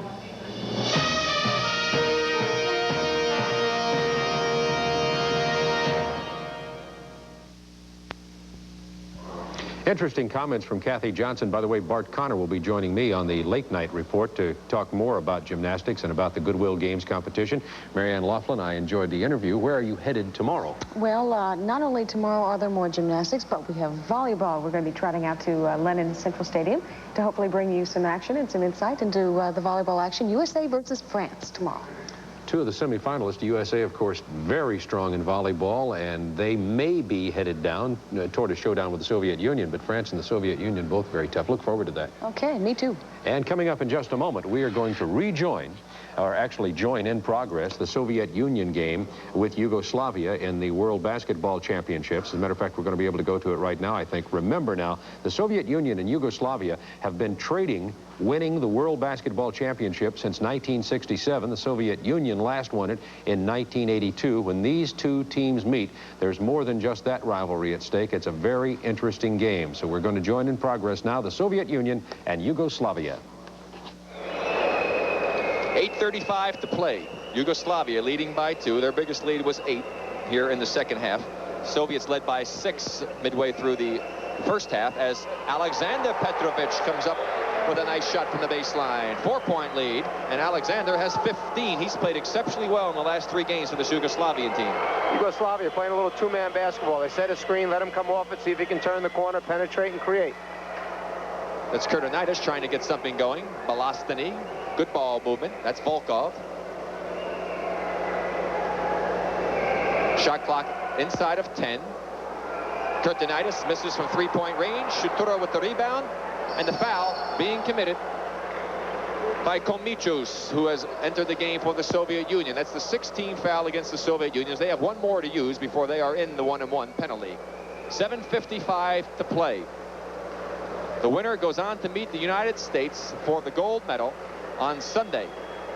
The loser will play against Brazil on Saturday night for the bronze medal. That is Alexander Petrovic with the ball. Radovanovic. No basket. Foul called against Volkov before. The 7th now against the Soviets. So they will be in the penalty from this point forward. Yugoslavia's ball on the sideline right now. There's the play and the foul. 4th personal foul. Volkov goes out of the game and is replaced. And the Russians by are going with Sabonis. 2 centers, huh? They started the second half that way. Well, the way he's been shooting 3-pointers, let's call him a power forward with range. Yeah, he is probably shoots out there the way Ralph Sampson would like to shoot. Alexander Petrovic for Yugoslavia. Shutura, 2-pointer. Excellent player for Yugoslavia. Does a good job off the bench. He has 6. It's up to a 6-point lead for Yugoslavia. 7 minutes and 10 seconds to play. Sabonis is fouled from behind by Radovanovic. And that will take care of it for Radovanovic. He is fouled out of the ball game.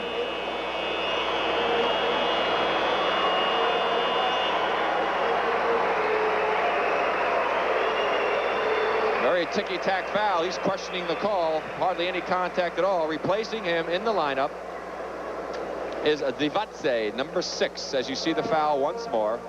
And not very much of a foul considering what's been taking place in this ball game. But Doudeva, if you remember, when he came in the game when Vrankovic fouled out against the United States, Mike, he came in and did an outstanding job and got 6 very big points for them. Did a good job on the board, so he could possibly be a factor. Doudeva is 6 feet 11 inches tall, so he does have some size to go up against Sabonis. Well, one of the keys for the Soviet Union has always been that when people come off the bench, they don't drop off very much. And as you mentioned, if he can come in now and give them good minutes down the stretch here, 7 minutes to go in the game, it's going to be vital to the team. You see Sabonis's record now. He's up to 15 points.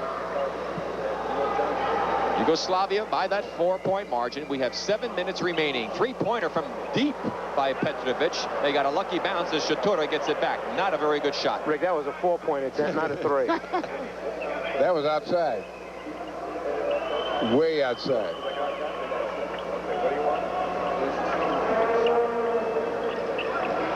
Alexander again with the drive, forced to change it because of the big people inside, the Soviet version of the Twin Towers. The pass to Kurtinitis, 3-pointer. Good save by Vrankovic. Fans thought he was out of bounds. They get it to Shatura. Shatura again. He has 8 points, and that ball almost popped out like Charles Smith's ball did for the U.S. in the first ball game. 6:15 left to play. 6-point lead for Yugoslavia. Could be a big upset here in the making.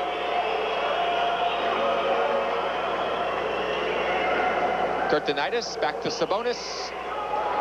Shatura keeps it alive and gets the rebound. 6 minutes remaining in this contest. The winner to go on to face the United States. Sometimes you get into one of those nights where the ball just doesn't bounce your way. And right now, Yugoslavia is coming up with every loose ball. Every bounce seems to be rolling their way. Foul being called against Kurtinitis. That will take care of him. His 5th personal foul. I bet he's sorry he reached for that one.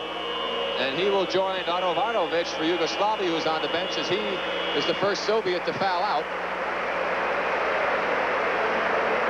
Leaves with 10 points on a very silly foul way out in the court. As a coach, Mike, those are the kind of fouls that must really help get gray hairs.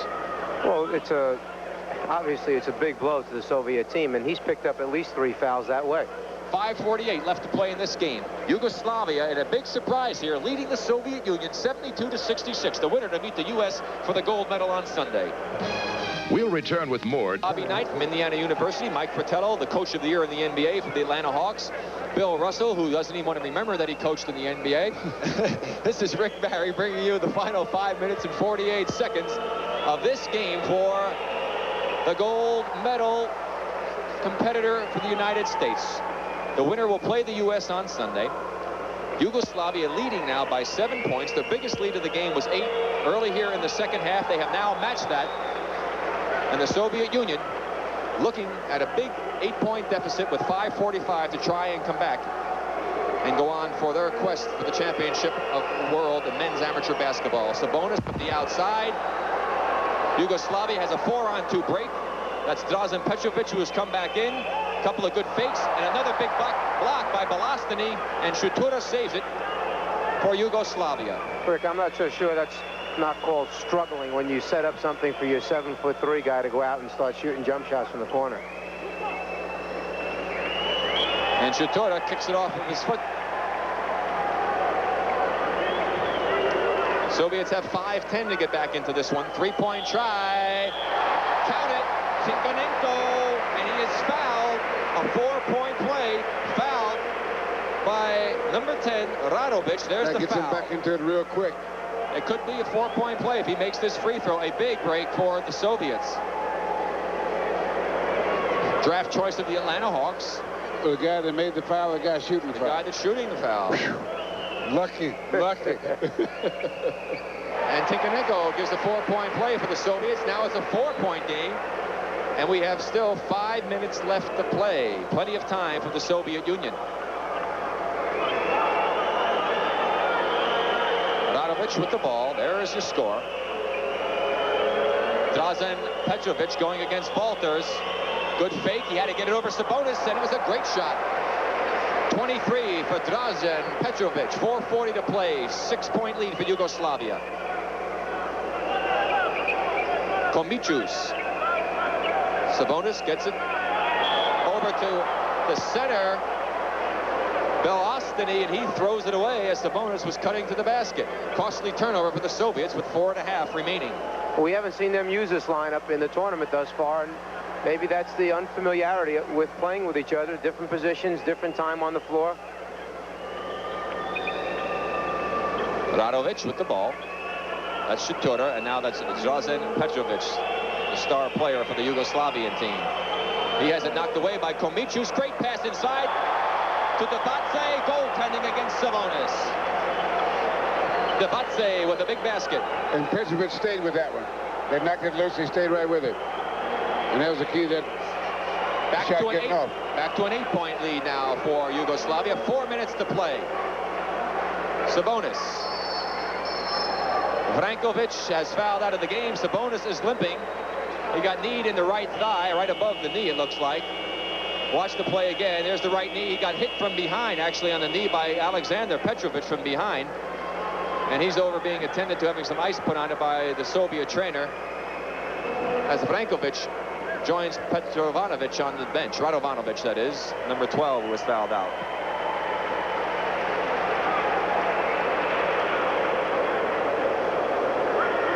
So Arvydas Sabonis with the chance to cut into the 8-point lead, being tended to.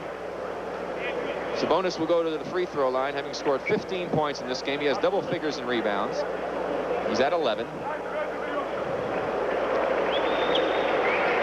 And the Soviet Union with 3 minutes and 56 seconds to try and pull this one out. Bobby Knight, do you think they can do it? Well, I think a lot of it will depend on the Yugoslavian ability to spread the Soviets out with the two Petrovics taking the ball to the basket. I think they've got to come off Sabonis offensively, bring the Yugoslavian center out away from him, let him stay in the lane if he wants to. That gives him an automatic release and an opportunity to use up some time. Sabonis with 16 points. What would you tell your team to do, Mike, offensively if you're Yugoslavia at this stage? Well, I think they have to get high percentage shots. A couple times they've come down and tried to over-penetrate, taking bad shots over the top of the Soviet team when maybe they should have pulled it back out, look for a guy spotting up. Right now, patience, time, and score are the keys down the stretch here. 6-point lead, Yugoslavia. 3:45 left to play. The winner goes on to play the U.S. for the gold on Sunday. Foul reaching in Komicius. That's going to send Drazen to the free throw line. Komicius is trying to apply pressure, but he's not quick enough to apply the kind of pressure that's necessary in this particular situation. Rick, let me ask you this. Situation, 6-point game. Do you take it out on the side or let him go to the foul line? I would let Drazen go to the free throw line. He's shooting 80-70%. I would let him go to the free throw line. I heard that interesting conversation that you and Bobby had about that in a crucial game when you were talking about it. And I think it really depends upon who's at the free throw line. If you got a guy you have confidence in, I think you put him at the line and let him make the free throws. I tended to agree with your philosophy, Mike. I want to have the lead, let the other guy worry about trying to catch me or beat me. 2-point shot does not drop for Tarakanov, who has come into the game. And wisely, Radovich pulls it out to use some of the clock with 3:25 to play in a 7-point lead for Yugoslavia. 15 on the shot clock. One-on-one game. Drazen Petrovic, nice fake. He'll go to the free throw line. And he got Tarakanov to leave his feet and join the paratrooper club. And as we've said so often, you pay the dues when that happens. There he leaves his feet and the drop in on the move by Petrovic. They clear the entire right side of the floor. And because of his ability to handle the basketball, he gives him that little between the leg dribble, which gets him back to the center of the floor. They're worried about him turning the corner, going to his right. Instead, he comes through his legs and winds up in the lane where he can either score or create from there. Now, we say he's a good free throw shooter. He just missed 2 out of 4. Shooting 84% before this game. He is now 2 for 6 from the free throw line. A chance for the Soviets. 3-point try. No chance. They say it's going to be Soviet ball. I can't believe that call. The 3-point try was by Komichus, number 13. And a break for the Soviet Union on that call as Volkov comes in. And going out is Tarakanov, number 6, as head coach Krezimir Chosic You think talks to the officials. Petkovic's collar's getting a little tight there? Volkov, offensive foul. I think the other official might have tried to help things out. Bobby Knight saying they traded off there because the outside official thought it was a bad call before. But Volkov is fouled out of the ball game. So that brings Tarakanov back in after a 2-second rest on the bench. Sorry to interrupt you on that one, Bill. That's okay, Rick. 3 minutes left to play. Radovic with the ball. Yugoslavia need not rush their offense here. Use that clock judiciously.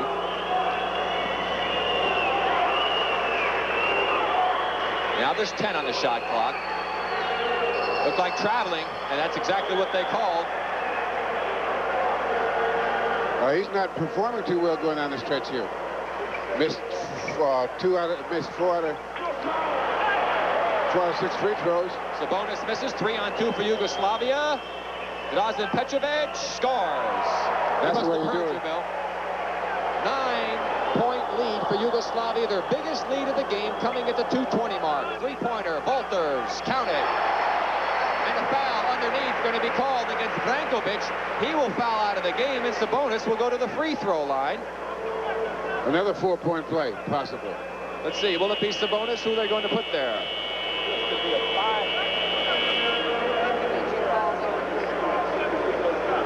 There goes Brankovic. 2:15 left to play. No, they say the foul and no free throws, but Brankovic is gone. Yugoslavia's ball. They lead by 6. 2:15 to play. Yugoslavia trying to move on to play the U.S. for the gold. Foul, silly one, on the part of Komichus. That's going to send... Maybe trying to make up again. And Radovic has not shot particularly well. Maybe trying to make up again. That was a real quick one. Well, he has shot fairly well. That was a foul, though. 6 for 8 from the line is Radovic in this game. Now, of course, if Yugoslavia should hold on and win this one, now Bobby thinks they should take it on the sideline. Is that right, Bobby? Yeah, I think now just make them keep fouling. They're not going to get the ball away from the Petrovics out there, and make them keep fouling and use up the time. That'd be the way I'd go at it here. Well, the one free throw is made. That gives them now a 7-point lead, a chance to go up by 8, 2:09 to play. Mike, what would you do? Well, Rick, the biggest thing I was going to mention here is the Soviet team has been forced to extend their defense now over 75, 80 feet of the court, and they're not capable of doing that. They can't apply that type of pressure to the Yugoslavian ball handlers. Well, would you have shot the free throws? 3-pointer. Walters, foul underneath. Going to go against Divatse for pushing against Sabonis. Sabonis will go to the line. Would you have taken it out of bounds? I like putting the guy on the line if he's a good foul shooter and taking the free throws. I'll take the points if I have confidence in the shooter. Okay. 2 interesting coaching philosophies. Bill, what about you? Let's see what Bobby has to say here. The one thing I don't like about taking the free throws is that the Soviets have a chance to come down and get a 3-pointer, which gets them an extra point in the exchange. And the Yugoslavians are fouling too much right now. Only 6 seconds elapsed, and they could have run 25 seconds off and still had a 6-point lead. Well, that's what makes coaching interesting. Yugoslavia's ball, 2:02 to play. Remember that if the Yugoslavians hold on, they will play an American team that beat them by 9, 69-60, in a very interesting game that saw the U.S. go out 19-2, only to have it cut to 3, and then they held on for the victory. So that could be a repeat That's the confrontation. hardest thing in a tournament, to beat one team twice. That's very difficult in a tournament. Petrovic acting and falling down. Radovic to the basket, knocked out of bounds. 1:38 to play. Let's see. Do they give him another 30 seconds on the clock? He had looked like he started to shoot. He's asking for it. He won't get it. That's what Chosic is saying, that he went to shoot, that they should get a new 30 seconds. And they are saying it right now. They went for the shot, so they get 30 more seconds. Shatura in the game. will take it in for Yugoslavia, and it looks as though they're going to pull this one off. But they will upset the Soviet Union, and this the game that determines the gold medal competitor for the U.S. Sabonis. Picks up the foul. They're calling it 1-and-1. Let's see what Chosic chooses to do here. I think Petrov wants to take it on his side. That's what they're going to do. I think Petrov suggested that, not the coach. Petrovic made the decision. They can go in the backcourt with it. It will not be a violation. They have the whole court to use. The Soviets are in big trouble. There's going to be a block call against Tarakanov. He can't believe it. Nor can the fans. Let's watch it again.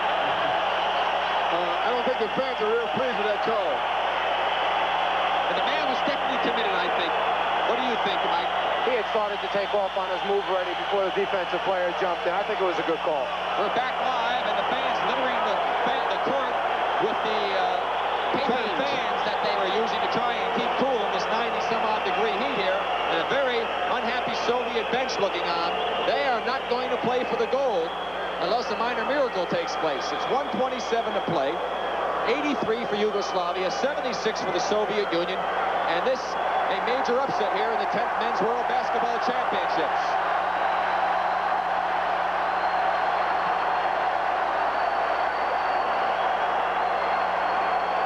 Cleaning off the debris, the official trying to get order restored.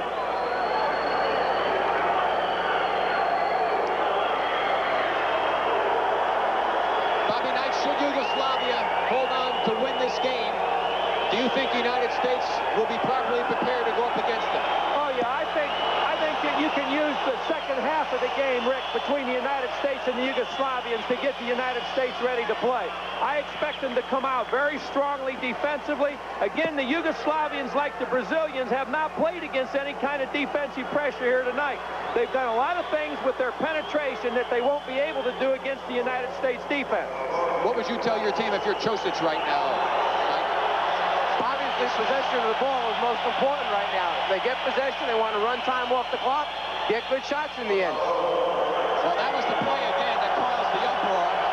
The fans still very upset about that play, and as the replay showed, it was an excellent call on the part of the official, and we've had a major delay here. You know, Rick, we've heard stories about Drazen Petrovic where he antagonizes the crowd with gestures and stuff, and right now he feels that they have a comfortable lead, and he's trying to give it back to the crowd in his own way. Well, bully for him. Yugoslavia's ball, 1:27 to play. They lead by 7, and they are that far away, 1 minute and 27 seconds to competing for the gold in a game against the United States. Now, is that a deliberate foul? Two-shot foul, it will be against Tomichus. That means they get the ball after they took the 2 free throws. They're taking it on the sideline. They're just calling a grab. They didn't call it intentional. I think that's what the Yugoslavians have to get right here. They have to, officials will call an intentional foul. They'll get both chances, and then they'll get the ball out of bounds at midcourt. Things are getting a little out of hand on the court right now. A very frustrated Russian or Soviet basketball team. Shot clock is at 15. They can use it up, and they're doing it wisely. Chutura with the shot and the basket, and that one almost popped out. A jubilant Chosic and Yugoslavian team as they lead by 9. Three-pointer, Sabonis. He has 20. 6-point lead, 48 seconds. Another three-pointer. Count it. Tinko-Ninko. But a foul called after the shot by Tarakanov of the Soviet Union with 41 and 8/10 seconds left. Now, what do you do, Mike? Do you take the free throws or do you take the ball out of bounds? If I had my good foul shooter up right now, I'd put him on the line and take those 2 foul shots. They're going to take it out of bounds, however. 41.8 seconds. They're going to get Alexander Petrovic Petrovic into the ball game. He comes in for Petrovic at number 8. There's the score, 85-82. It was 9 points just about 10 seconds ago. Rick, Yugoslavia has gone to 3 guards now on the floor trying to protect this basketball. Well, the minor miracle could come. The Soviets still have a chance. 32 seconds, 19 on the shot clock, 28 on the game. Foul being called against Komichus. Alexander Petrovic was fouled. Timeout being called on the part of Čosić, the coach of the Yugoslavian team. 26 and 9/10 seconds. 3-point lead for Yugoslavia, 85-82. It's become very interesting. Rick, what that foul does is it takes them under the 30-second mark. They now do not have to take a shot to end this game. If they would have just played good defense, forced them to take a shot, they would have had one more opportunity to score at the other end. Now they don't have to take a shot, Yugoslavia. They can run the clock out. Okay, now, if you're the coach of the Soviet team, Bobby Knight, what are you going to tell your team to do with 26 and 9/10 seconds, you trail by 3? The Yugoslavians have shown that they're going to take the ball out of bounds. I just keep following on the inbounds pass and not use up any time and eventually think that we can pick off a pass. I would not put any defensive player on the man out of bounds. I'd drop him back and play 5 against 4, looking to get the steal on every pass or commit the foul immediately in the attempt to get the ball right away. Not intentional, however, though. No, obviously not because you're in big intentional. trouble, Try right. not to make it intentional. Except for one thing, Bobby. The Russians don't, the Soviets don't have the kind of personnel that can apply the kind of pressure as you would use. They get it into the hands of Drazen Petrovic, their best ball handler. 24 seconds to play. He's taking up too much time for the Soviet good. Good ball movement. Foul being called against, I believe, Sabonis. That's what I mean. They don't have the kind of pressure that could stop the Yugoslavs from using up all the time. Head coach of the Soviet Union, Obukov, looking on. Sabonis with his 4th personal. 16 and 4/10 seconds remaining in this game. 3-point lead for Yugoslavia. They'll look for Drazen Petrovic more than likely, or his brother Alexander. The Yugoslavians do not have to shoot the ball. They led by 9, and the Soviets came back with 2 quick 3-point plays. That's Divatse with the ball. He shouldn't put it on the floor. They call a double dribble. There's the turnover. There's the pressure defense. They finally made something happen. Give them enough chances to take it out on the side. Something good may happen for you. Well, we said it would take a miracle for the Soviets to pull this off. They are on the verge of that miracle. They trail by 3. 11 seconds to play. Walters off of Sabonis. 3-pointer. Count it. We're tied. A last-second 3-point try. Overtime. What a big offensive play that time. We had talked about the hit go behind or outside handoff. There it was for a 3-point shot. That's the 3rd time they've run that move for a 3-pointer today.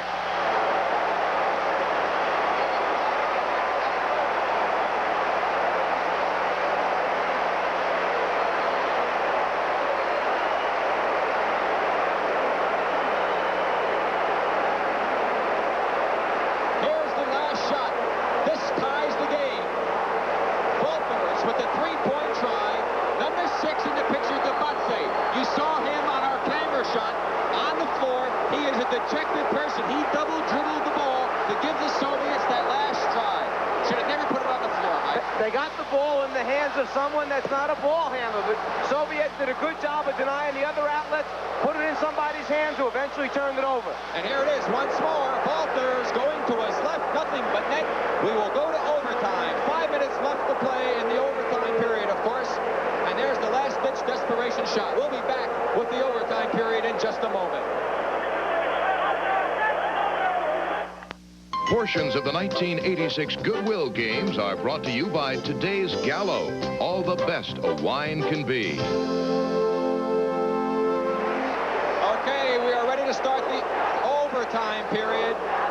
The Soviet Union pulling off a minor miracle, tying this game at 85. They trail by 9 with under a minute to play. And I think perhaps if some free throws were taken by Yugoslavia instead of the ball out of bounds, they only needed to make 1, and they could have won this ball game. It's nice to have those extra points, isn't it, on the board? If we only knew what would have happened. So this time, perhaps the out-of-bounds strategy backfiring for the Yugoslavian team. Sabonis controls the tip. It goes to the Yugoslavians. Doudeva Petrovic. And it's getting hot and heavy out there. A lot of bodies hitting the deck. The shot from the outside. Kara. The Soviets by 2. The Soviets just look like they're playing much looser right now. They're out running, kicking it ahead, shooting that transition jump shot, which they're so used to doing. We haven't seen them all game playing like they normally do. Walters with a big defensive play for the Soviet Union. Remember, Sabonis is playing with 4 personal fouls for the Soviet Union, number 15. And they've already lost their leading scorer, Kerr.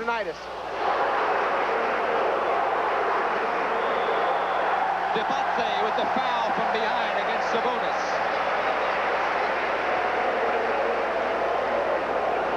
Over the back, Debatze. The man who made the double dribble and allowed the Soviet Union one more possession, and that's what all they needed.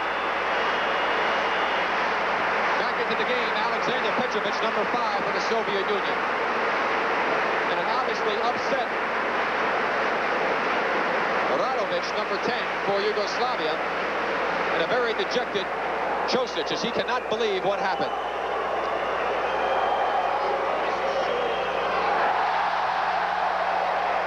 In international competition, the penalty goes on into the overtime. You do not get new fouls, so that's why they have Sabonis at the free throw line. Shoushounovo with the rebound, and yet another player hits the deck on that exchange.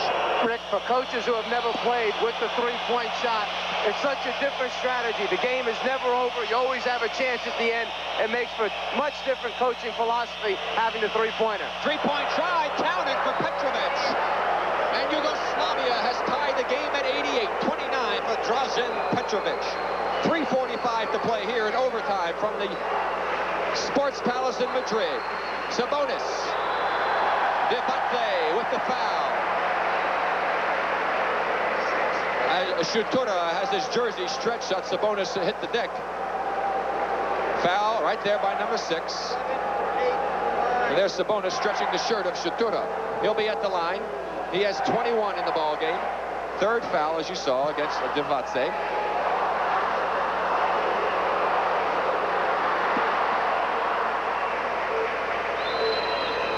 Soviet Union by 1. That tells the story. At least for the moment. On a dramatic comeback by the Soviet Union, and the second free throw this time was missed by Sabonis, as he's only able to hit 1 of 2 for the second consecutive time. 3:30 to play, overtime.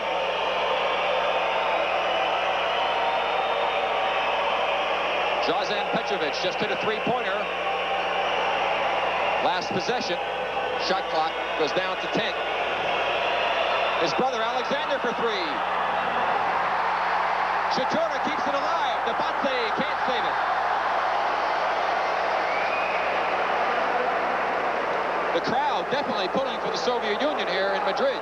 This game has completely changed. Just the emotional level. The crowd is into it now, down the stretch and into the overtime. This game has been very exciting, Rick.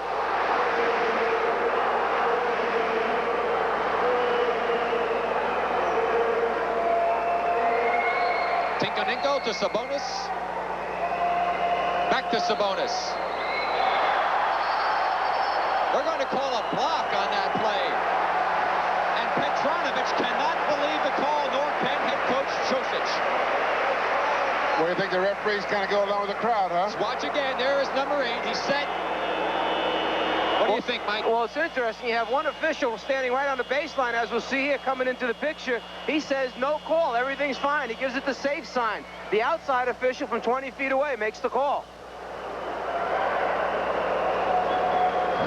Well, the call goes in favor of the Soviet Union. Into the ball game now comes Arapovic, number 13. He replaces Petrovic. Sabonis with 22 points. Has converted 1 of 2 free throws the last 2 times for the Soviet Union. They have a lead of 1. 89-88, 2:47 to play in overtime. And the 1-1 does not go down this time, as Sabonis not able to capitalize on these opportunities.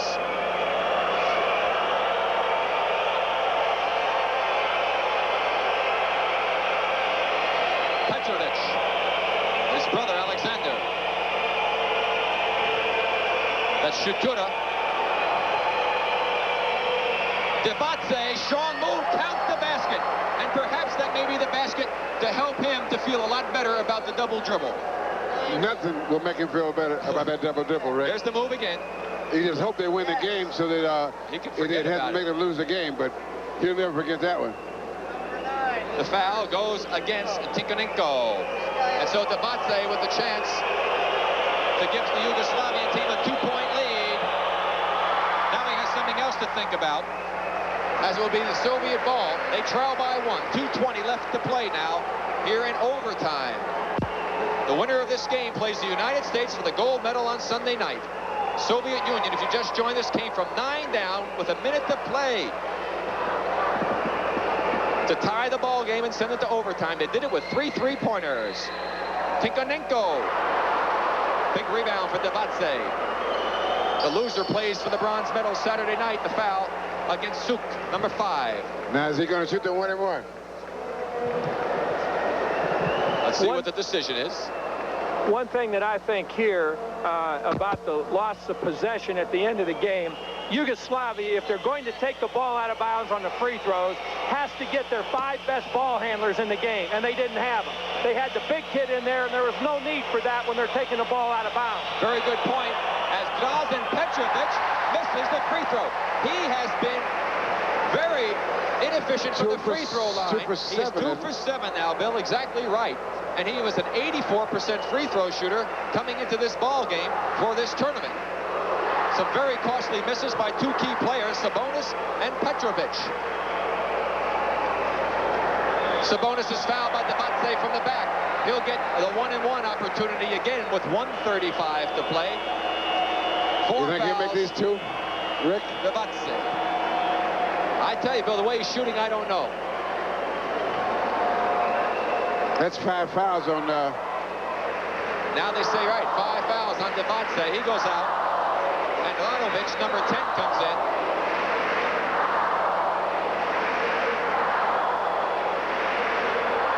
And we'll watch 6 again with the foul right over the back. Very obvious. Silly foul on the part of the defensive player who already had given up position. Had no chance on that one. So Sabonis, with 3 misses in the last 5 attempts, hits the big one and ties it at 90.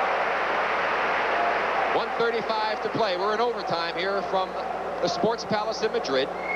Soviet Union hitting 3 3-pointers in the last minute to tie this game and send it to overtime. Sabonis with 25 gives the Soviets the lead. 1 minute and 30 seconds left to play. I don't think there's much question where the ball's going to go right now. It's just a question of how they're going to get it into Drazen's hands. Alexander Petrovic challenges the big man, misses the shot as Sabonis made him think about it. 1 minute 15 to play.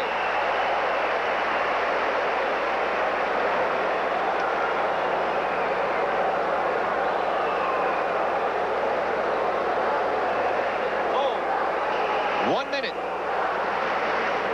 Soviet Union 91, Yugoslavia 90. We're in overtime. 5 on the shot clock. 3-pointer. Walter Arapovic with a big rebound for the Yugoslavians. 45 seconds to play. They trail by 1. Terrible pass. Interception. Sabonis. Good play. What a poor decision with the basketball. He tried to thread a needle through the middle of 4 defenders. No need to do that. That was Alexander Petrovic trying to get it to his brother Drazen.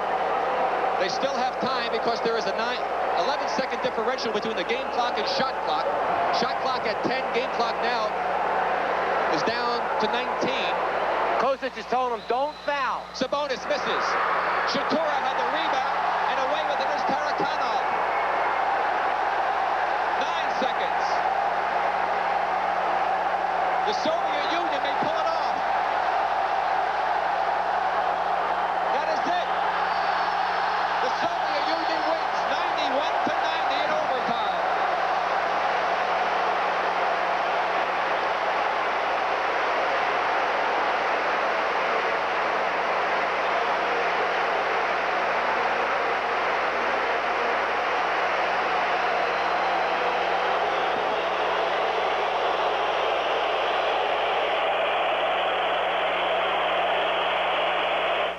confrontation that all basketball fans were hoping for all around the world, including those crazed fans there in Madrid, is going to happen. The United States, with a group of young college players, are going to face the experienced, ever-improving, and as you can see, tournament-tough Soviet Union basketball team. Down by 9 with 46 seconds left. 3 three-pointers, Walters hitting the last one, tying and then winning 91-90 in overtime against their nemesis, Yugoslavia. I might mention 2 things about that tournament that's coming up, the championship game on Sunday. 1, the United States has won this world championship only once in 1954. It was the 2nd championship, and the U.S., represented by the Peoria Caterpillars, then defeated the host team Brazil 64-41. Last year, or the last championship, 1982, the United States team fell just short at the buzzer, losing to the Soviets 95-94 when Glenn Doc Rivers, now the Atlanta Hawks, missed a shot at the buzzer. So on Sunday, it'll be the Soviet Union, the United States for the World Championship of Basketball. I can't wait. We'll be right back.